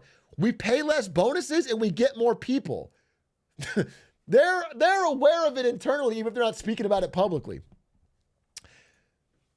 But not everyone chooses to go to the military when they can't find a job. The other area where we're seeing recession indicators is in education. And that is, I think, happening to some of you right now as you look around at a job market that is absolutely fucked. And you are feeling the chaos and you decide, you know what? I'm going to go back to school. Specifically, grad school. Law school is the primary one, but grad school in general. Law school applications have started to skyrocket this year. It's at all-time highs at many schools. And the competition to get in is becoming brutal. Students are seeking stability in a difficult job market, and that makes sense. You know, the theory behind it makes sense. It's like, I'm going to wait it a few years out, and I'm going to build my skill set, so when the economy rebounds, I'll have this thing rather than... But in practice, it's pretty damaging. Fearing recession, young people are heading to grad school. It's not just law school. The law school is the biggest one. People are going out. The problem is, it's not that you can't learn anything, and it's not that the idea doesn't make some sense. It's that grad school is expensive. And so this classic recession move has some real downsides. And namely with student loans. Because student loans are another big economic indicator. I've been talking about this for a year plus. But recently, on May 5th, they restarted having to be able to actually pay your student loans. You have to pay them. You were able to avoid it and not have any downsides for a long time. On May, you had to start paying them. And immediately, we are seeing a spike in searches for credit score student loans and student loans help. These things are spiking. And millions of student loan borrowers are immediately behind on their payments. That is happening now. Additionally, wage garnishing was announced, where if you're behind on your payments, they're going to start taking your wages. As of 2 days ago, when this article came out, credit scores have started to decline for millions of U.S. users. The impacts have been ignored and avoided for a long time. They're being hit right now. These are real recession indicators. These people are now having to spend, either have less money from their wages or less money to spend on other things because they're paying their student loans, that does not go into the economy. This also applies to housing. Now, when people think of a recession, especially if you're younger, the only one you even know, and that one even barely, is the 2008 recession, which is all about housing.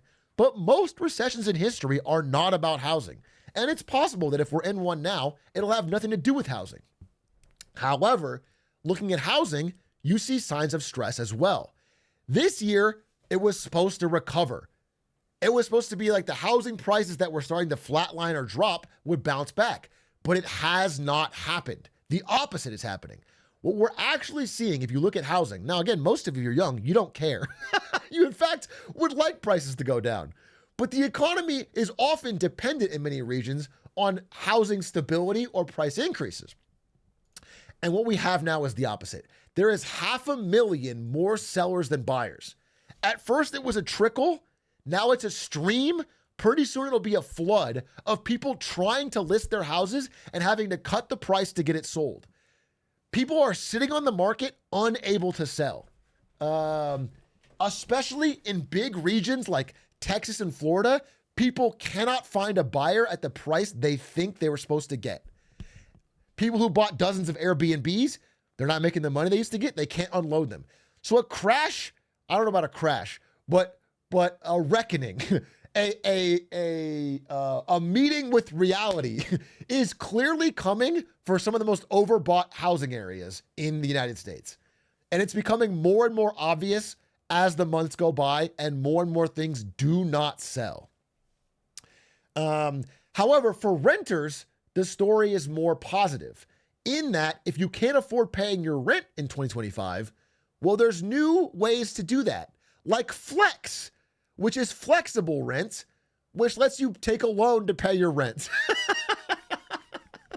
It's like Klarna, but for your rent. Rent now, pay later. What a brilliant innovation. How does Wall Street keep innovating so many incredible new financial instruments? Now, a layman might think this is just another word for debt, yet again. And in fact, risky debt, because the data shows that people don't pay their rent as an absolute last resort. If you're low on money, you might skip payments on subscriptions or gym membership or the jet ski you leased. You might even, you might cut back on purchases. But the last thing that usually gets cut from someone's budget is their rent payment, because nobody wants to be homeless in America. And so if we're getting to the point where people have to do flexible rent payments, that is a recession indicator. No doubt about it. This shouldn't exist in a regular economy. This is a sign of serious stress. And again, the number of people Googling file bankruptcy is rising heading into this year. So the problem is extreme. However, maybe the US is the problem. Maybe we need to get out of the country. Maybe we need to travel. However, travel is showing, in fact, travel's not showing indicators. If you talk to CEOs in the travel industry, we're already there. The Southwest CEO on an earnings call openly said, yeah, I don't know about the rest of the country or the economy.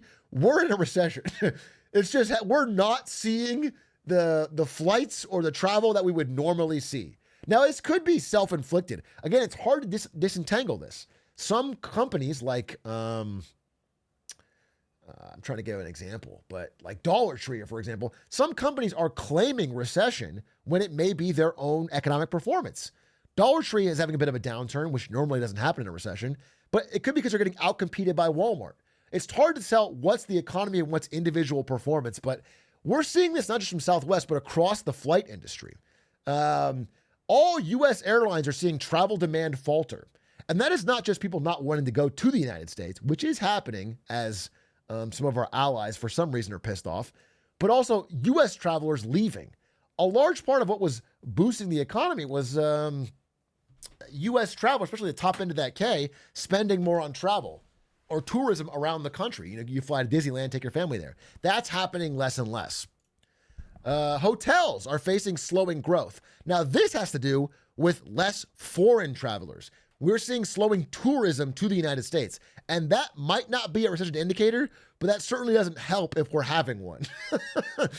That's going to be a problem. If people aren't coming here to spend money, that hurts a lot of local economies. Finally, the big thing that's been holding up the economy, the Magnificent Seven, tech. Tech will save us.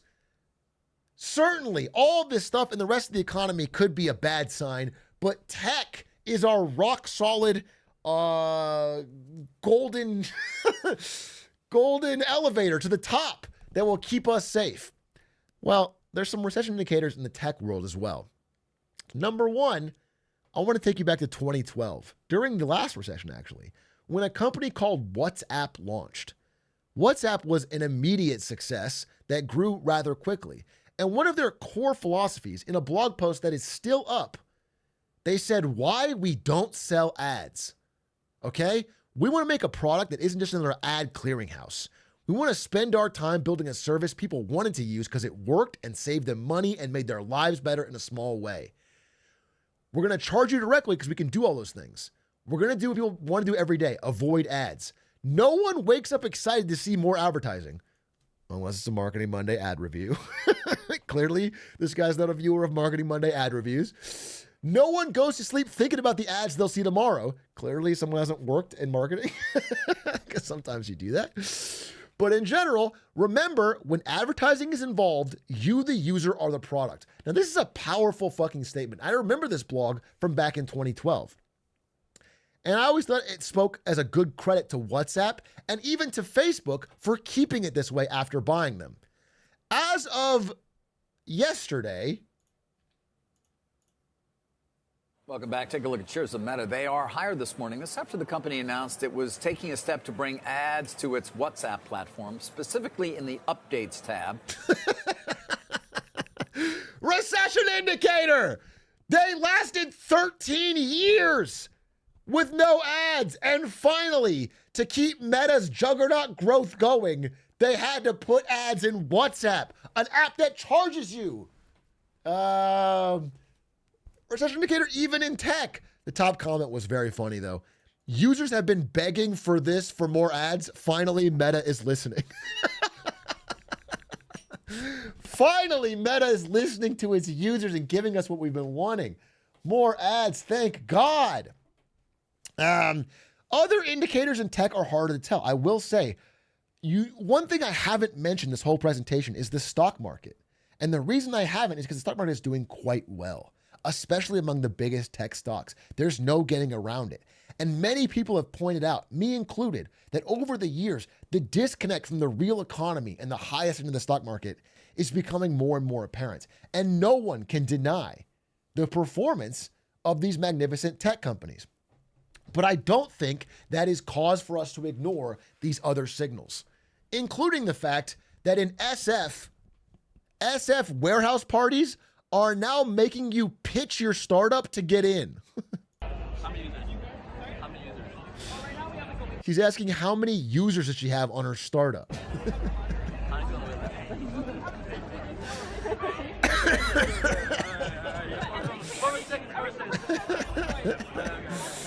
So there's problems. Finally, I want to talk about pets, but I decided to cut this section because it's really sad. I mentioned the pet snacks, but also, without getting into too much detail, a big sign of recession is when people abandon their pets. And those numbers are indeed on the rise. The number of people who feel like they cannot take care of their dogs and cats they want is on the rise. Which, again, if you think about it from a human being perspective, people would only do when they are out of options. It is a sign, if it's happening one person, that's terrible, but if it's happening to a lot of people, that is a sign of increased economic stress. So what, without, I don't want to get too depressing on this one, okay, in my recession indicators PowerPoint. But what does this all mean? What does this all mean? Am I just Jim Carrey in the number 23 pointing at random signals and trying to put it all together? Quite possibly. Maybe all of this means nothing. But the questions people have been asking are continuing to rise. How does one deal with an economic recession? I've looked into this as well. Listen, the answer is very different depending on who you are and how much economic security you already have. But the two rules that are really simple, just really simple. Step one, avoid new debt. Step two, if you've got a job right now, don't quit unless you got a new one. These two things are 90% of the advice you can give someone in a if you believe, as these indicators do, that the economy might go into a turbulent time. Step 3, rob a bank. Yeah. What's the difference between a recession and a depression? It's a great question. A recession is when your neighbor loses your job. A depression is when you lose your job. And a recovery is when he loses his job. Hey, yo.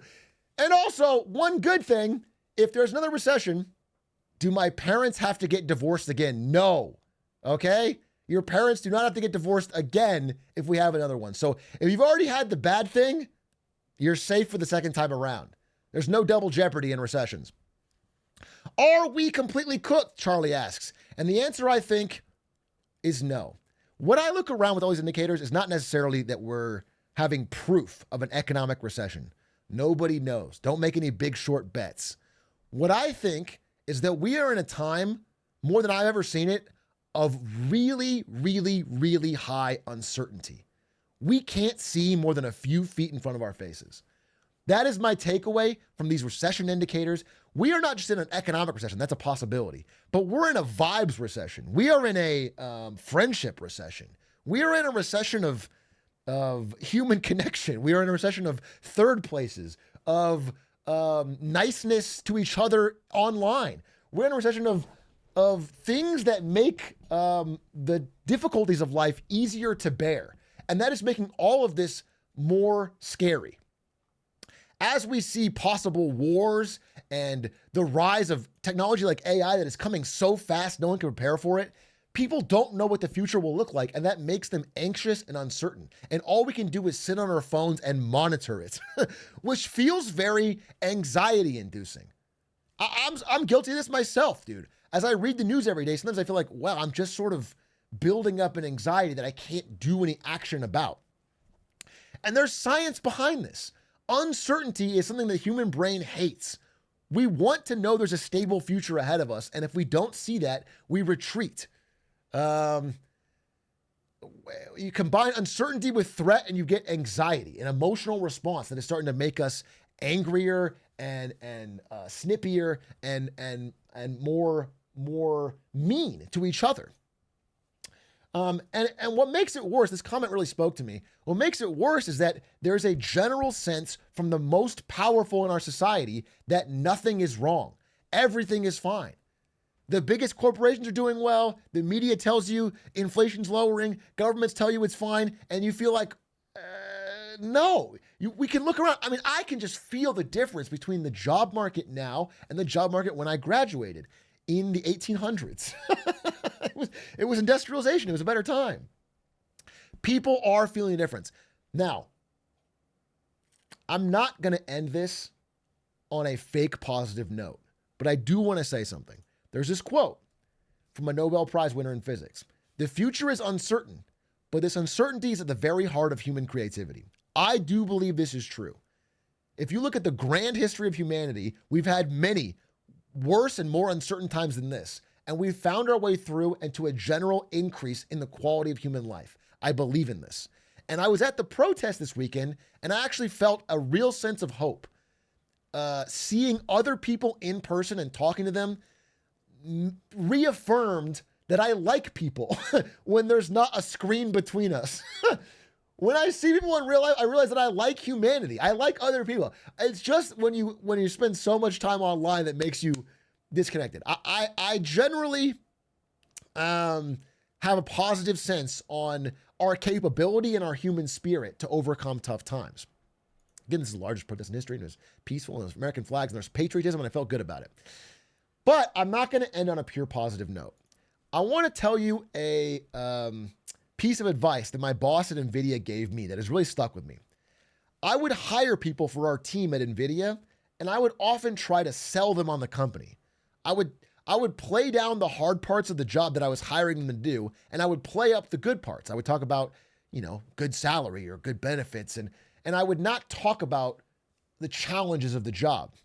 And my boss told me that if you're going to deal with something difficult, what people want is to be told up front what they're getting into, to be as honest as possible that there's going to be a challenging time ahead.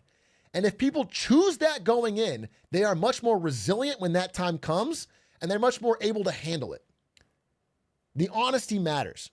So I want to end by saying I truly personally believe that we are headed in for a rough couple years, tough times. But I think we are capable of it. I think human beings, society, is capable of it. I think knowing about it and being informed about it does not have to mean depression. It has to mean an honest assessment and awareness of the facts while still believing and having hope for the future.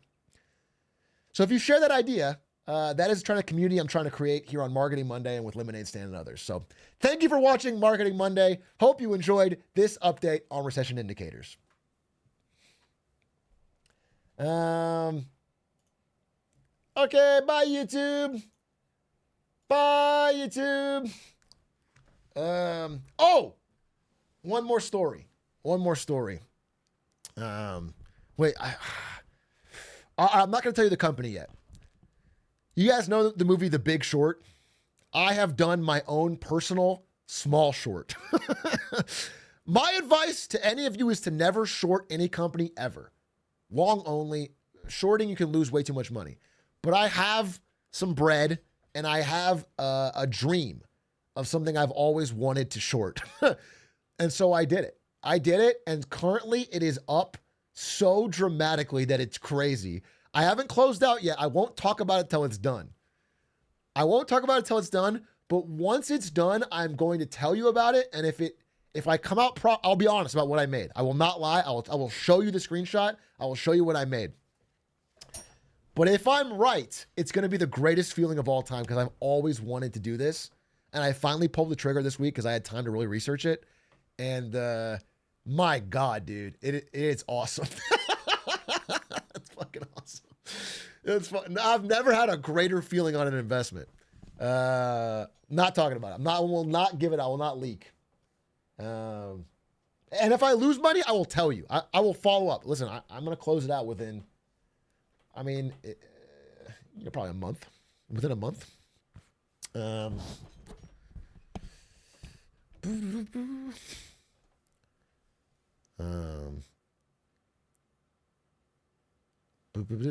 Anyway, thanks for watching. That was fun.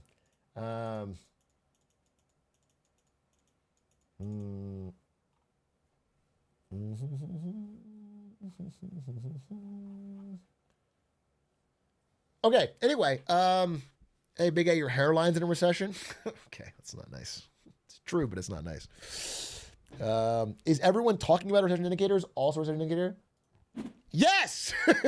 Yes, dude, yes. I actually should have included that. It's a great point. Yes. Everyone talking about recession indicators is likely a sign of terrible consumer confidence at a recession indicator.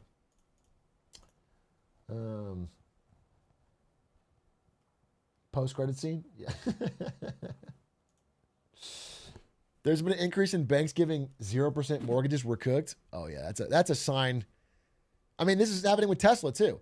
Listen, Tesla giving out 0% down, 0% interest loans on their cars. Banks giving out cheaper teaser rates for housing. This is all signs of a debt cycle that is nearing its end and needs ever riskier and bigger loans to keep it going. That is the sign, because these loans can't be paid back.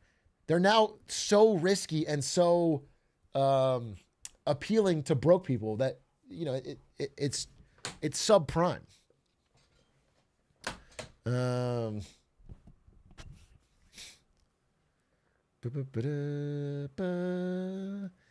Clint Stevens returning to streaming. I should have included this. Dude, that is a good one. I actually might record that offline and throw it in the video. That's so funny. Clint Stevens streaming again is 100% a recession indicator. Because that guy was off for years on crypto money. Crypto must be down. The fork coin must be down if he's back to streaming. Someone else said that about the original Hamilton cast is like performing again, Hamilton, and everyone was saying it's a recession indicator.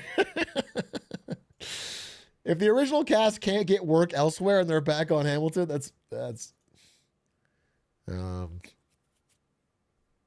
Tom Felton reprising Malfoy. Yeah, dude.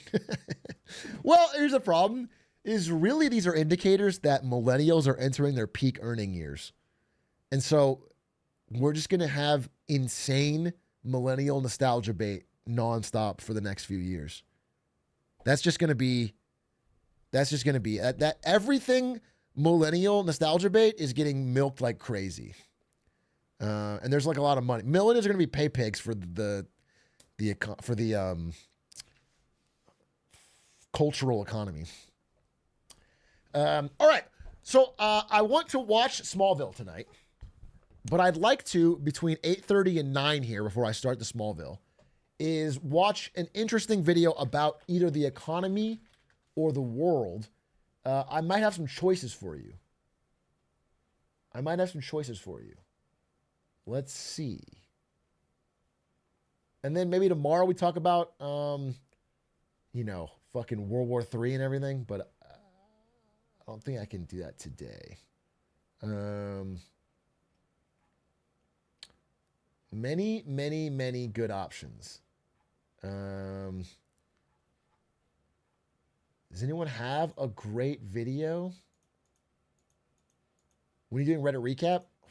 Underline, because So I may have stopped Reddit recap forever, but I will watch your video, Evan Gao, but not today. We'll see. I don't think I'm gonna do the weekly thing because it didn't work. It didn't work. It was just all spoon triocs, bro. It was just all spoon triocs. It's not worth it to just get a bunch of spoon triocs.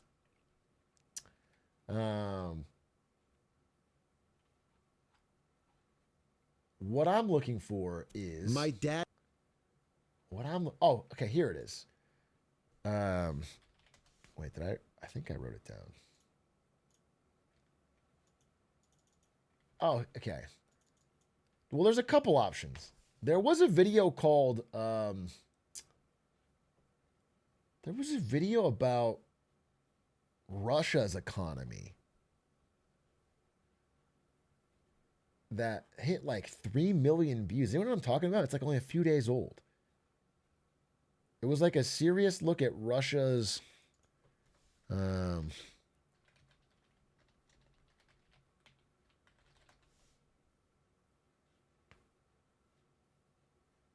it might have been, it's one of those Ukraine war people, I think.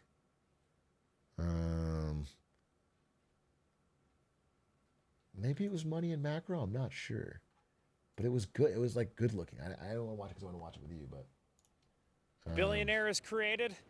Now we already watched this one. This good work. I want like a. This video is brought to you by. We could do a What's Up Beijing here about China's deflation crisis, which is still getting worse. That's true.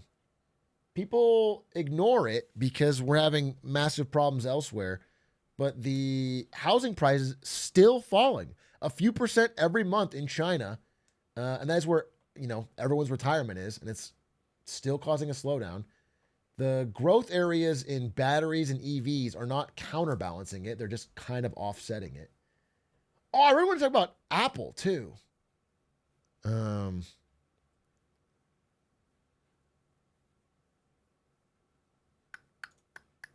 want to talk about Apple, which is doing quite poorly.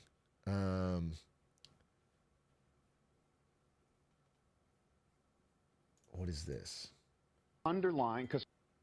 Why does someone keep linking me their own? This has 10K views. Stop self-promoting. How Russia's sanctions on Europe. That's not it. Recession indicator. Recession indicator, dude. You self-promoing and Get Smarter Mondays? Found the Russia vid. This is absolutely gonna be a fucking Rickroll. Just the way you said this. If this is real, my mind will be blown. All right, well, it's not Rickroll, but it's the same thing. It's a fucking lie. It's a fucking lie, dude. You lied to me. Is it possible? Oh. I tried to make something in America, the Smart Scrubble experiment. Didn't Goodwork try this? Try to make a plumbing company or something? To make a plumbing company? To sell to private equity? More and more people are going to trade school. Yeah, go watch this. I tried to make a plumbing company to sell it to private equity. Got $1 million. Okay. Yeah, I want to see this anyways. Let's give it a chat. More and more people are going to trade school, becoming plumbers, selling their business to private equity, and becoming millionaires. That sounds See if easy I can money. speed about that. To do this, I went to trade school, spent a day shadowing a real plumber, and then finally... Just to be clear, private equity is, pools of rich people's money buying things that aren't on public markets. So they'll buy up things like nursing homes and then cut the staff to make money. They'll buy up things like dentist's office and then put them all in the same HR system and then cut the staff to make money. What's interesting though is a lot of private equity makes dumb decisions and then just hides that it's lost money. It's actually they're actually set up for a big colossal failure, it seems like. But they have been buying up things like blue collar businesses like plumbing, and so I'm interested to see if this works. Because theoretically, I think private equity did such a bad job. They're so bad at their jobs, they wouldn't even be able to tell that your business isn't doing well when they buy it. They're so concerned with just buying up all these businesses and rolling them up that they wouldn't even check. Like that's my honest opinion. Is like they wouldn't even check. I started my own plumbing business and had my big meeting with private equity to see if I could become a millionaire like so many other plumbers.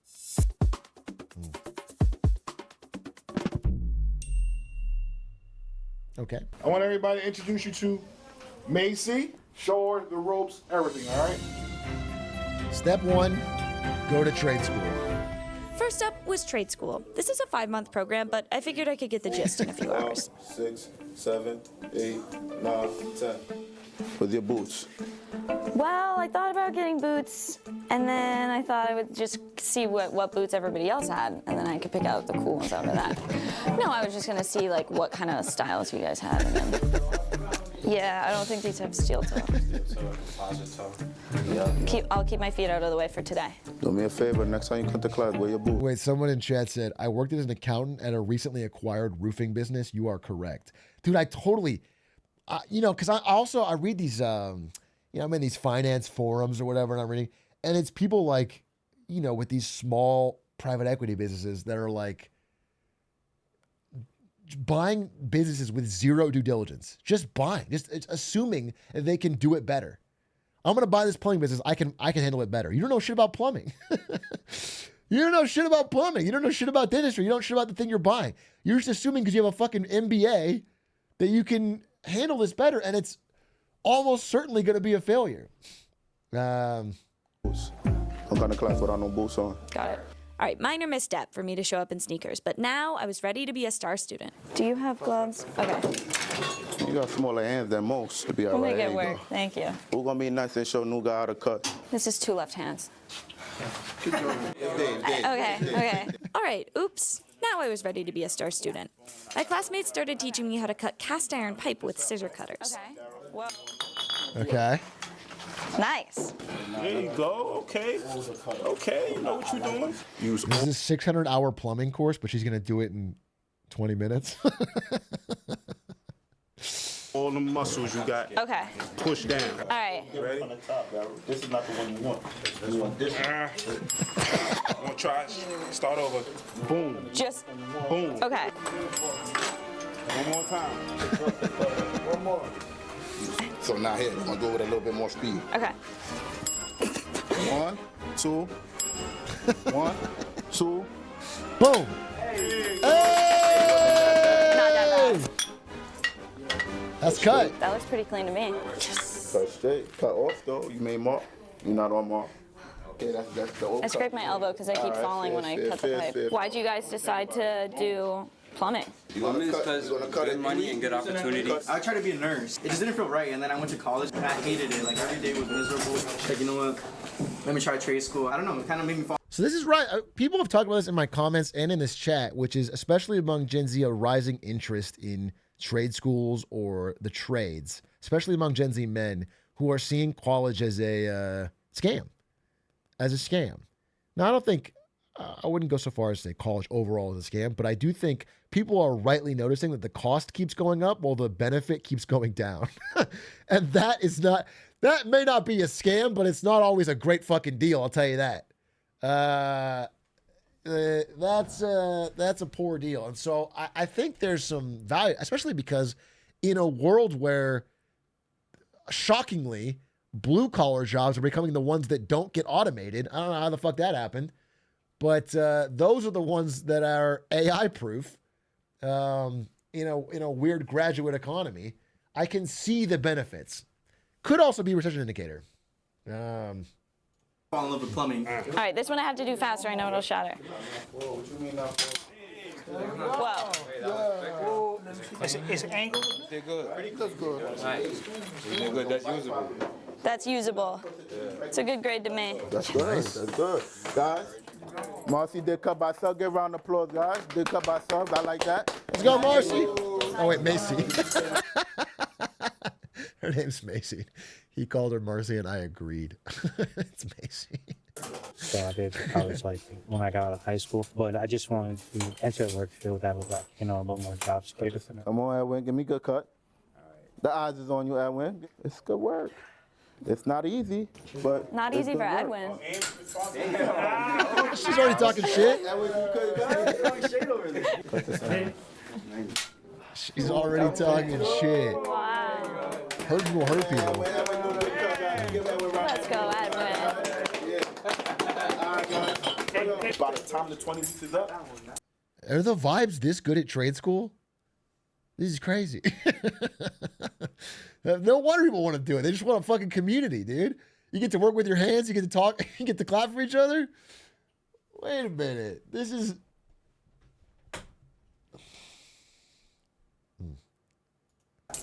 Everybody will be comfortable to build out a whole bathroom by themselves. What kind of information is in the book? Is it like codes and stuff that you have to memorize? Or? More so fixtures, pipes, and pipes, and lots of pipes. Let's take this out for me. Be mindful of the position of your band. Be uniform with the pipe. Be uniform with your band. They put it in a position that a guy could access it. So now this is off. Then what? And the next one next to it. Okay. You know, streamer is kind of like a trade when you think about it. It's very blue collar. It's very physical. It's very hands-on. Like, in a way, I feel like I have a lot of kinship here. And I feel like when I look at the chat, I see that most of you agree. In fact, almost all of you. 99% agreement, I think. This is the vibe I get. It's like, it's just it's a working man's job. It's a hardworking, all-American, red-blooded,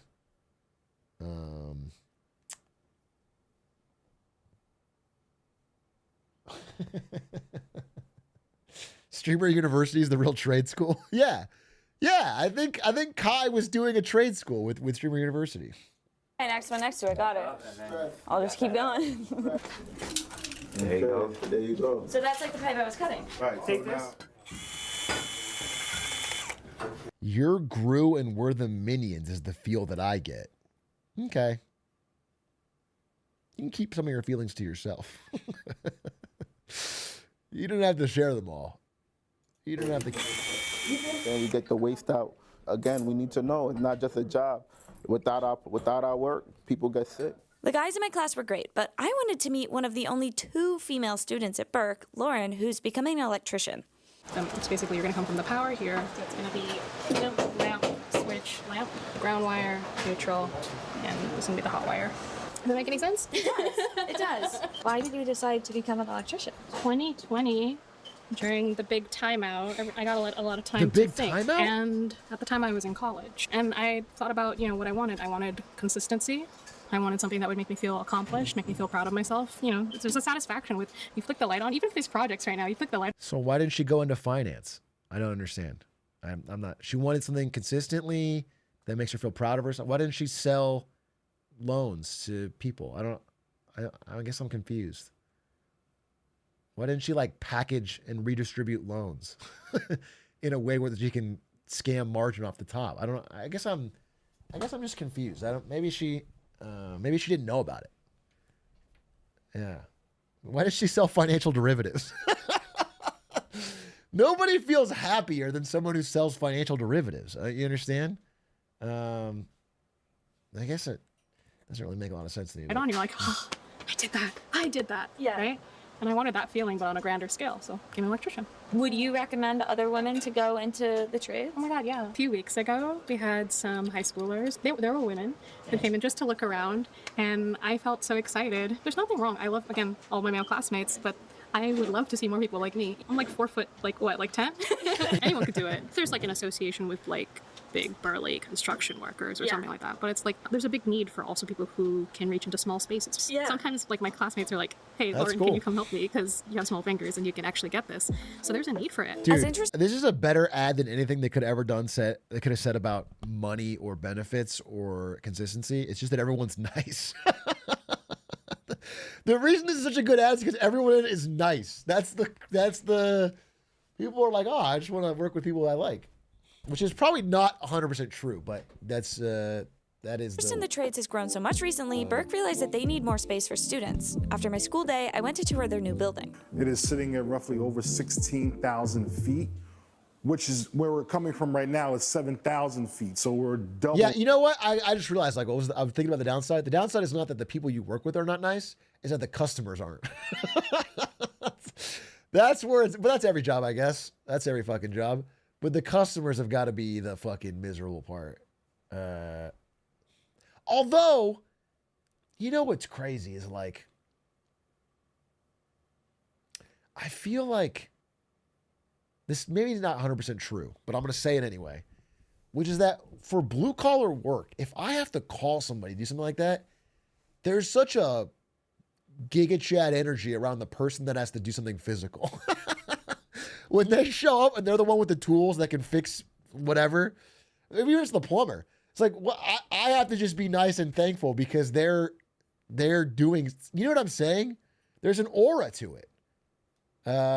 Construction or normally I'm extremely rude to all service workers, obviously, but for blue collar ones, I can't be. Giga Chad. No, I'm joking, but I think there is something special about it. There is something there. Why do you think trades are a better option for these students? Because a lot of them have specific things they need to do right now in their life where they don't have time for 4 and 5 years. A lot of them want to help take care of their family. Are you saying you don't have that aura when you walk into a meeting room with your slide deck? In the right circles, brother. I felt like I had aura when I had a fucking good presentation at NVIDIA, but I don't think that translates. I don't think anyone outside of that meeting room would give a shit. So it really is it's a small. I feel like most people understand if you're able to make something physical with your hand. I think that's cool, or build or change the world. Their father have been in situations that, you know, they risk things in order to get to where they need to get into life. So they want to repay them. And this right here is one of our new plumbing classes. And as you can see, I mean, the example I'll give right now is just Ari's dad. Ari's dad's been staying with us, and he is such a handyman that it's like, it's badass. It's not that I can't fix something with YouTube and time, but he just knows instantly from a life of experience how to like fix a sink, how to like install a doggy door, how to, he just fucking looks at it, sizes it up, fucking measures, cuts, ding. He's good at it. And there is something to it. You can't deny it. Even as fucking soft-handed money-making streaming is, there's something to it. So far, how much bigger it's going to be from the one you came. So this right here is going to be our new student resource center. They can do their resumes in here. They can do their mock interviews, get prepped for when they go on real job interviews. We help them go to work. Traditional college, once you graduate, they kick you out. They say, good luck. Thanks for your money. Hope. I'm not even going to dignify this with a response, dude. didn't one screw fall out of your $1,000 chair and you bought a new one instead of fixing it?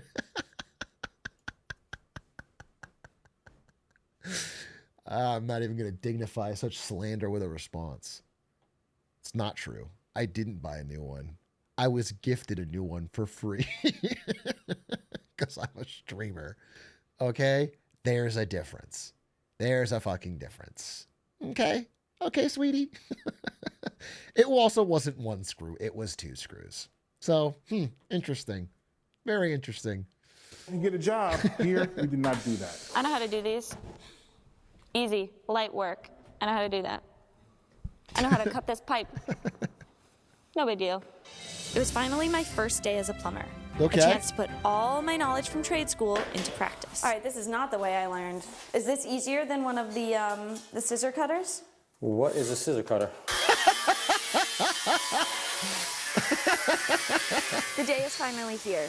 I am a plumber's apprentice today. It smells like the 4th of July. We're here in Queens working with Dove Plumbing. I'm going to be the greatest plumbing apprentice anyone has ever seen. I'm dressed for success. I can't wait to get this. Dude, it's funny because at the school it's more nice, but in the real world on the job, he's like not interested. He's like, I got a job to do. They started. Since I'm an apprentice, I had to start with She's not grunt wearing work, boots. but I still wanted to do my best. Feels like a tripping hazard.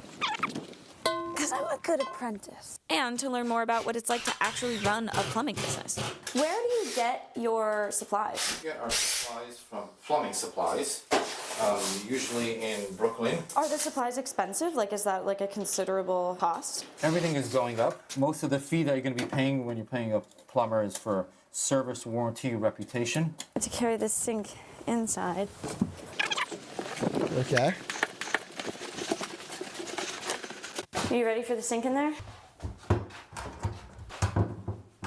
I mean, this is obviously a house that's not in use. These pipes don't seem like they have like waste in them. How often are you working with pipes that are kind of gross? Twice a week. All right, that's not bad. Not bad, no. A lot of this story is about how private equity is buying a lot of plumbing businesses. Would you consider selling it to private equity, or you would want to sell it to another plumber? Anybody almost a day. I'm just gonna pick up my phone just for a I second. mean, realistically, if you're selling your plumbing business, even if you're like, fuck private equity, you're getting out of the business and you're going to take the best offer. That putting a moral judgment on someone selling their life's business to undercut it's hard to do because they have to get the max value they can. It's their retirement. They're going to get a good exit. And if private equity wants to overpay for a business that doesn't even have you anymore, then you take the best bid. That's not the real problem is that private equity can keep getting money despite not provably providing better returns. In fact, often making the business worse. There's a lot of financial trickery afoot that allows them to hide losses on business they bought. That's the real fucking problem. The problem is we have not mark-to-market values. Hi, this is Dove Plumbing. How are you? I'm sorry? Can you call back an hour? We're just a little busy for telemarketing calls right now. Trying to figure out a way how to get rid of those phone calls. They stop us about 5 times a day. You just get that many scam calls? Yeah, that's a scam right there, yeah. That's so frustrating because you can't take your phone number offline. No, we're paying for our phone number online. So marketing is one of your biggest expenses. Correct, yeah. You got to spend 15 to 60. Wow. In a way, you'd say that marketers are the real heroes, I guess, is what they're trying to make the point of this video. It's like plumbing is honest work, but marketing for plumbing is even more honest. Wow, that really makes you think. That really makes you think. $16,000 a month to get customers, yeah.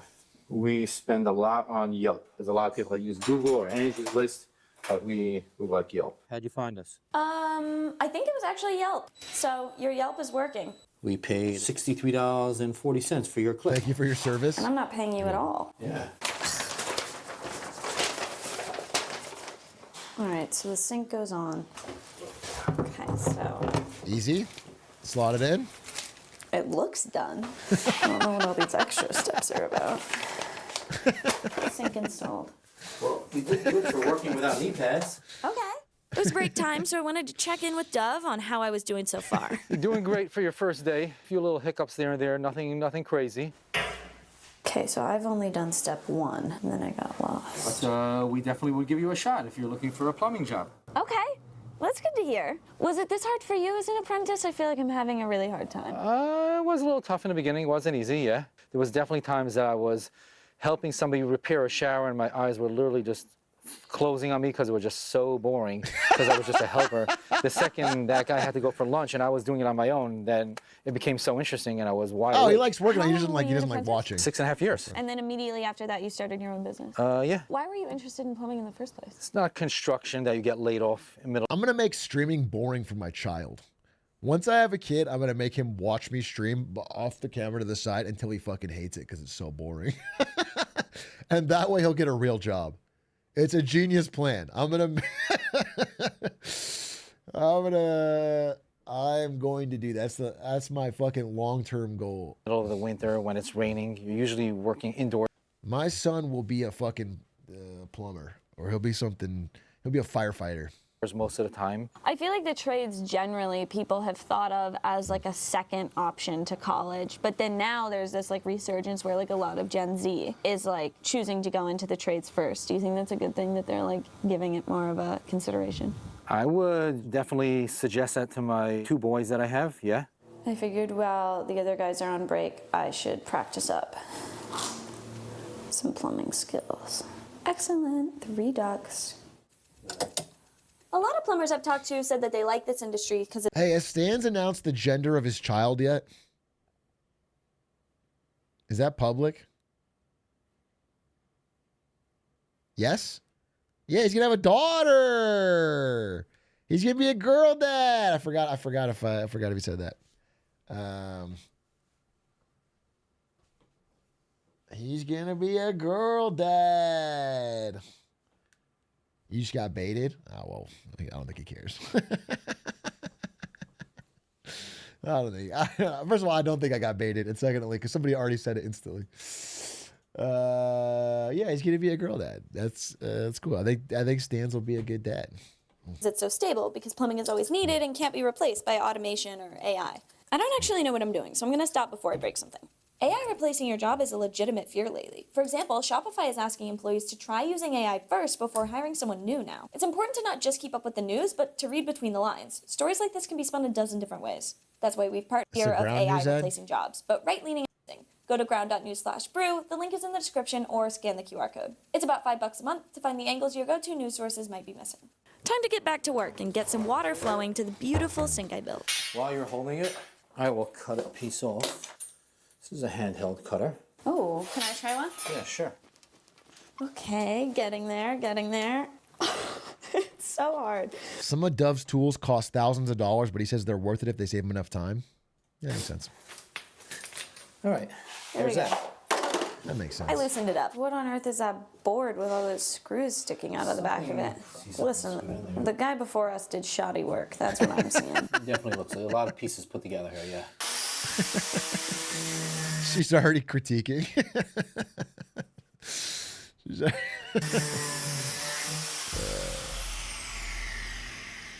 We got pressure on the water line. Great. Johan, drain the boiler. I'm sorry, drain the hot water heater. We got too much pressure on this water line here.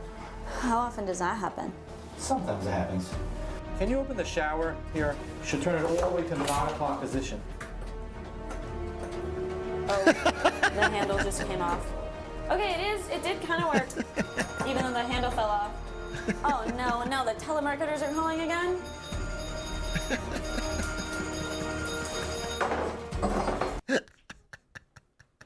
I would be kind of annoyed in his position.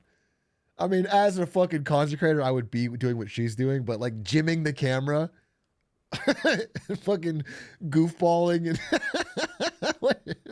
it's just funny. It's like, just fucking stop. No, come on. I need some help here. I need some help here. I need some help here. Thank you.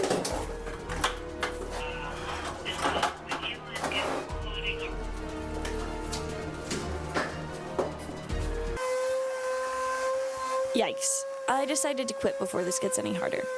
It's a hard day's work. You gotta be strong, you gotta be thinking ahead and problem solving, because the last guy before you left a bunch of mess, and then you're dealing with the problem that's whatever's wrong in the first place. Yeah. It's hard. It's hard work. I'm starting to wonder if I want to be a plumber at all.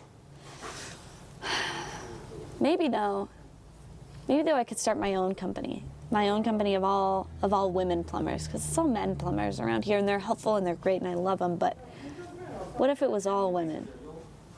That would be great. I'm gonna start my own company that's all female plumbers, then I'm gonna sell it immediately. Oh, that's good. There's money in it. First, I had to start my own business and find someone to pitch it to. I chose Alpine Investors, which has acquired over... No, dude. I had to start my own... Plumber.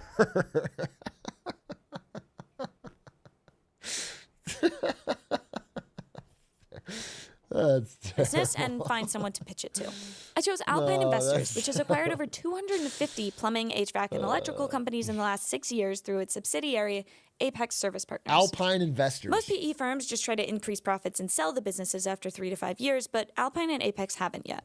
I was ready to see what I could get from my company. Graham, it's great to meet you. Nice to meet you, Macy. Oh, she's serious. Some materials for you. Awesome. For you, sir. Graham, I'm here today to pitch you on the greatest investment opportunity that has ever walked through that door. Plumher is the new plumbing company that is taking this industry by storm. I'm sure you're wondering, what are my credentials? Thank you for asking. I have more plumbing experience than 98.8% of Americans. That's true. I have installed over 1,000 millimeters of pipe. I have used plumbing for 24 years. Everyone I meet is immediately charmed by me. And if you're not sold yet, we have even more. We have strong differentiation because only 3.5% of plumbers are women. But at Plumber, 100% of plumbers are women. Which is you. Which is me. Nice. Yes. We have memorable brand power and strong branding. Love it. That's important. We can promote it on my Instagram, which has over 40,000 That's important too. Social media canon. He's counting. There's no way. We will be carbon neutral by 2035 because we transport always by my bike or the subway. I don't have a van. Nice. So you're saving some emissions. We're saving emissions and costs. I know you guys love to cut costs, so there, I've already cut them for you. On this paper, I have written the number of the amount of investment that I would like for my business. And could you read that aloud, please? It says you go first. You want me to... What would you buy my business for? Well, Macy, I think in a few years, your business is going to be super, super interesting. I think today, probably not so interesting. I'm giving you the... Yeah, I think it would be funny to see if... It's illegal, so I guess you can't. But it'd be funny to see someone try this for real. In that I think there's a real opportunity in the market for a shoddy, poorly run plumber business to get a big exit from private equity. That's really the funny thing to me, is that you could make a business that has few employees, doesn't do a good job, has poor customers reviews, but because you've been running for a while and have some revenue, you could sell it to a private equity firm that doesn't know the realities of the business. The opportunity to get in on the ground floor, that's a bad investment by you. Well, you still got a long way to go. This isn't how I thought this would go. Is it illegal? I think they would be able to sue you when you uploaded your YouTube video talking about how you were trying to scam them. I think intention would matter there, in that you were clearly trying to hide the negative aspects of your business to... I think you could get away with it if you were actually a bad plumbing business and they overpaid, but... When can I come back? What do I need to have before you'll buy my business? So I'd say you want to have probably about $2 million of revenue or more. Okay. So we just need a little bit more from where we're at right now. You want to have Google reviews that are 4.8 stars or higher. Okay. I can buy those. You can buy I can those. fake that so easily, Graham. I can have that today. You want to have a brand that people recognize. Is there anything else that my business needs before you're going to buy it? I mean, you're going to need to have technicians. Right. And you want to see that technicians, typically have been there for a number of years, and that you're keeping them and retaining them and make it a place that they want to work, so that when we buy it, they're going to stay on. You want to have a list of, several thousand customers that are excited, that you've done a great job for, that when you sell them to us, we can inherit those customers, and then they become a kind of permanent part of our business. This is so much more work than I thought it was going to be. That's going to take a long time. Why are you guys so interested in the plumbing industry? So to put it in perspective, the entire software industry in the United States is about $650 billion in 2023, and the plumbing, HVAC, and electrical business is about $500 billion. So it's absolutely massive. It's mission critical. It's not something you can do without. You come in, you put in a new CEO who's young and excited. Then you all retain control and are making more of the big picture decisions. Mm-hmm. So the first thing we do, the leader's usually retiring. We put in our own leader. We put that person through a... Is it sexist that he didn't buy her company? Let's think on that. Is it part of the glass ceiling that is not allowing women plumbers to succeed, that he did not pay? I think very much, yeah. I think very much. I'm going to be in his comments. A whole training program on how to run a company, and specifically how to run a plumbing company. We put in place new IT systems and new financial systems, which they typically don't have, or if they do, they're antiquated. And then we really focus on hiring and training technicians to make them more productive. Private equity in the plumbing industry is polarizing. Technicians sometimes complain of more intense working hours or being forced to push expensive upgrades on service calls. But the company owners who are selling get a nice payday and the ability to retire. It doesn't always go as planned, though, with some owners later regretting the loss of control after the sale. What do you have to say to... This guy was a plumber? The money really got to his head quick, dude. He bought a big question mark Riddler type room and a Winston Churchill doing the... It's like Austin Powers. Planned, though, with some owners later regretting the loss of control after the sale. What do you have to say to critics of private equity who think that private equity coming in he bought hard degrades service assets. quality and lowers working conditions for the technicians? I think private equity in general gets a pretty bad rap, and some of that is very deserved, I will say.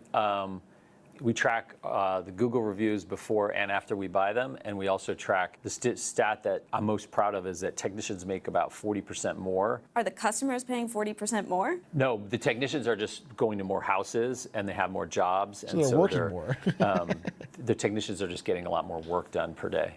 All right, Graham, thank you for explaining private equity's interest in plumbing. I've learned a lot. Listen, you're really not interested in plumber? Not yet. Okay, but marketing is super important, and marketing could help change your mind. It could, yeah. All right. Great to meet you, Grant. Nice to meet you, Mason. Good pitch. Oh, no. Uh-oh. You need a plumber. But you have such a great vibe going in your apartment. You don't want to bring a man in here. You need plumber. Plumber only hires girl This is plumbers, setting so women they won't back. ruin the vibe of your girl apartment. Plumber. This is Girl setting plumbers women can do back everything boy 10 plumbers years. can do, but in heels. We can't actually work in these. You know that, right? No, those are steel toe. Girl plumbers won't ask you gross questions. They know that your toilet is only clogged with glitter. You're flushing glitter. You can't be flushing glitter. We're gonna need all different tools for that. Plumber. Girl plumbers only cost 83% of what boy plumbers cost. Wait, that's Oh, that's an upside. You're literally doing the gender pay gap. To use plumber. Wait, that's incredible. How about that? A steal of a deal. How about that? Good video. Fun video. Fun video. I would like to see more stats on actual private equity sales and seeing who's running game, but that's cool. Oh, there's an Almost Friday. There's a brand new Almost Friday I wanted to watch. And then we will watch, I think, Smallville. Let's watched. The last Almost Friday was hilarious. That was one of the most fun things we watched on stream. The one we watched about, what was it called? The guys that work from coffee shops. Yeah, that was great. On May 20. All right. This one's called Entitled Princess Terrorizes Police During DUI Stop. Okay. On May 22nd, 2025, 2 Duval County officers discovered an intoxicated woman who had crashed her car into a roadside palm tree. Hi. Hi, can you turn that music down? No, thank you. Ma'am, roll your window down, please. What's that going on? Can you roll your window down, please? Thank you I like so this much. song. Can you turn that music off, Thank please? you so much. Ma'am, I can't hear you. We need You to have turn a it down? conversation. I love that song. Okay, can you roll this all the way down, please? Ma'am, roll this. I'm Deputy Schwartz at Sheriff Landon. Can you tell me what's going on? So, no, you all right? I'm feeling good. Yeah, thank you, though. Okay, so can I just see your license, please? How old do you think I am? Guess my age. I'm not going to Will you guess your age. Seriously, will you guess my age? Can I just get your ID and registration, please? Yes, of course. Thank you. Pussy? What? Hey, what? Ma'am, put that down now. I don't know if you have any weapons on you. I am a weapon because I'm a woman and in the United States of America. Can I just get your ID? Lainey Manassas? Thank you. Yes. Okay. Sit tight for me. I'm going to go run your license. Run it. I mean, this chick is obliterated. Yeah. I'm going to go run her license if you want to just run a field Hey, sobriety test. Trouble. Yeah. Come over here, hot stuff. Take your hands off the wheel for me, ma'am. Where do you want me to put them on you? Come over. What happened? I'm like in a wreck. What's your name? My name is Sheriff Landon. London. I like that. I'm gonna have you step out of the car here, please. Why? No, why did I do that? Okay, I'm gonna have you step out of the car Why here did with I me. do that, freak ass? Yeah, all right, you're gonna fall down. Can you stand up? Stand right in front of the car for me, over here. Not there. When you see your friends later tonight, what are you gonna say about me? Please stop leaning on the car and please stand. Stop. Don't spit. No spitting and don't lean on the car. Stop spitting. No spitting. Stop spitting. You think I'm pretty? How many alcoholic beverages have you had to drink tonight? 2 beers in 9 hours. You got 2 beers in 9 beers in 2 hours. You had 9 beers? 9 beers in. Or 2 19. beers? Okay. Step closer to me, away from the vehicle, please. What the fuck?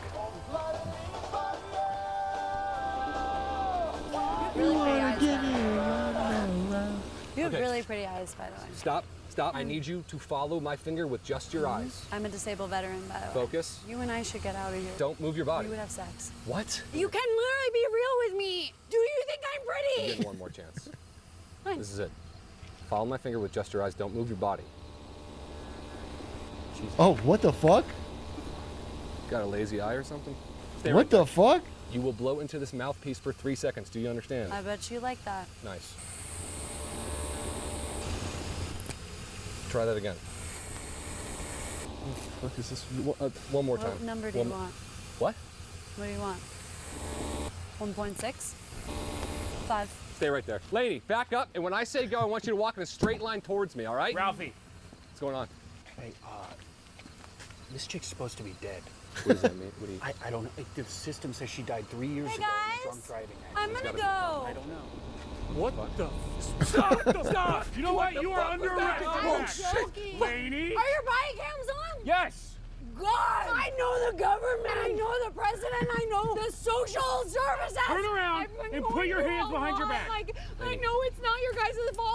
I'm going through like a lot right now, and I'm on my period, and it's like I'm being choked. You're under arrest. Like, Put no! your hands behind your back. I don't want to have to, guys. I do not want to have to do this to you guys too. Okay, I'm sorry. I'm fucking. Holy shit! Stop! Stop! I told you I didn't want to do that. Lady. I have to go. Oh, shit! Oh, shit! Oh, my God! Stop! Hey! Oh, God. This took a twist. Oh, fuck. Oh, God. Did you see her? Where? Oh, shit! Oh, fuck! Oh, fuck! Oh, where are you? Oh, fuck, shit! Oh, fuck, where are you? Did I get you? Where are you? Are you feeling this too? What was that? What was that?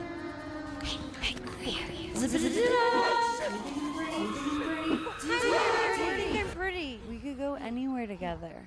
We could fall in love and get married. We could start a family together. This could be our life. I love you very much. Oh, fuck! Landon! Oh, shit! Fuck!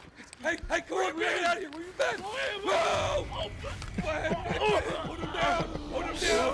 Put him down! Lady! I said put him down! Now! Ah! Oh, fuck up! Go, fuck! Jesus fucking Christ, get out! Average stay in Tucson. You guys cannot be here. You Whoa. Get the fuck out! You fellas see anything suspicious tonight? We are dealing with a highly intoxicated, violent woman, okay? Yeah, that's her. Subject is in the woods. Alert the creator. How long were you with her? It was a DUI stop. Who the fuck is that? Did you argue with her? She was drunk. Yeah, she was belligerent. We argued with her. Who is that? Hey, who are you? Did you affirm her? Did you affirm her in any way? What the fuck? No, we didn't. Hey, what is that? What is that? Hey, what's he grabbing? Get off your fucking hands off us! Back up. Oh my God. What are you doing? Make him stop! Oh my God. Whoa. Put her in the van, take her straight to extermination. You're gonna kill her? You may go. Thank you, gentlemen. How are you gonna kill her? Why do you care, dude? She's not even human. Let's go. I can't let that happen. Why? I love her. What? I love her. What do you mean? I fell in love with her. How? I don't know. Dude! Wait, back the fuck up! Everybody back the fuck up! Lady Molasses, you're the most beautiful, prettiest fucking girl in the entire world! You dumbass! Ralphie, come on! Her name's Lady I'm sorry, Molasses? I'm sorry, back up! Yes, I mean every word. You're the most gorgeous girl in the entire world! Shut up and back up! You shut the fuck up too,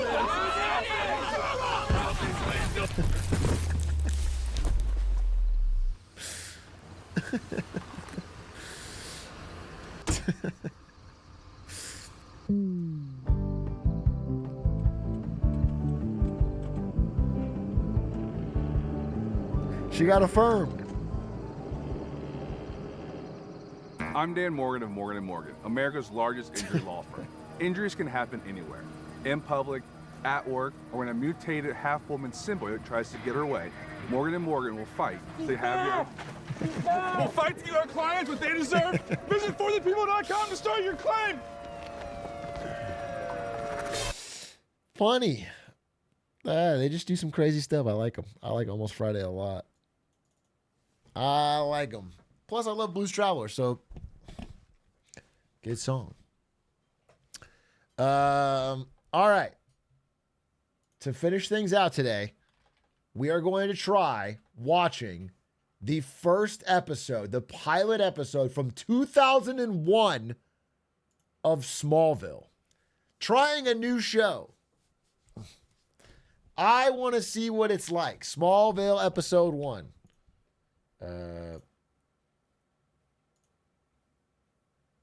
And it's available on YouTube in high definition. How about that? That's a deal you can't beat. Was X-Files a bust? X-Files wasn't a bust, and I may watch more of it, but X-Files was, if anything, too good. It's not a good stream show if I'm just riveted and watching the whole thing and there's not much to say. I kind of want to be able to make fun of it. And so, which it may get there. My understanding is X-Files has some more, but I think the beginning was very plot. And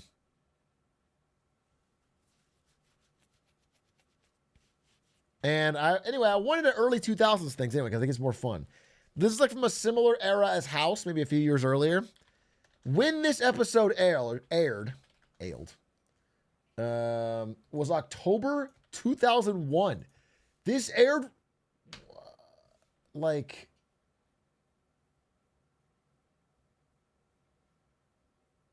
right after 9/11, like immediately after 9/11.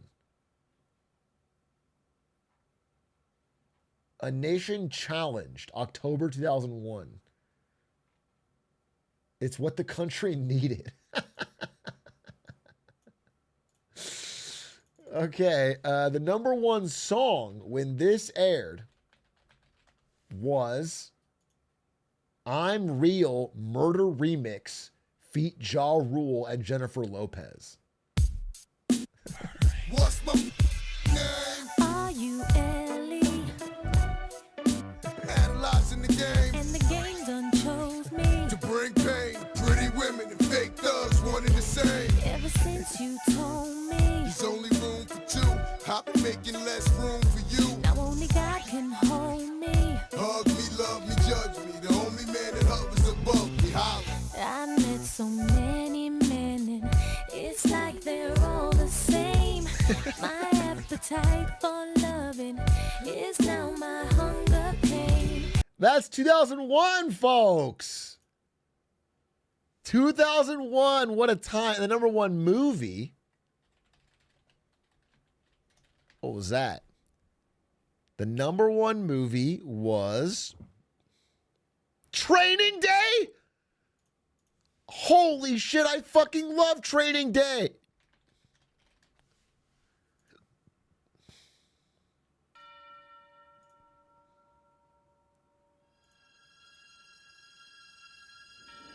In the next 24 hours, you will learn about the streets, about the choices that will force a dedicated cop over the edge. This trailer's ass, but this movie is so fire. Damn, you should watch this movie if you haven't seen it. In the name of good.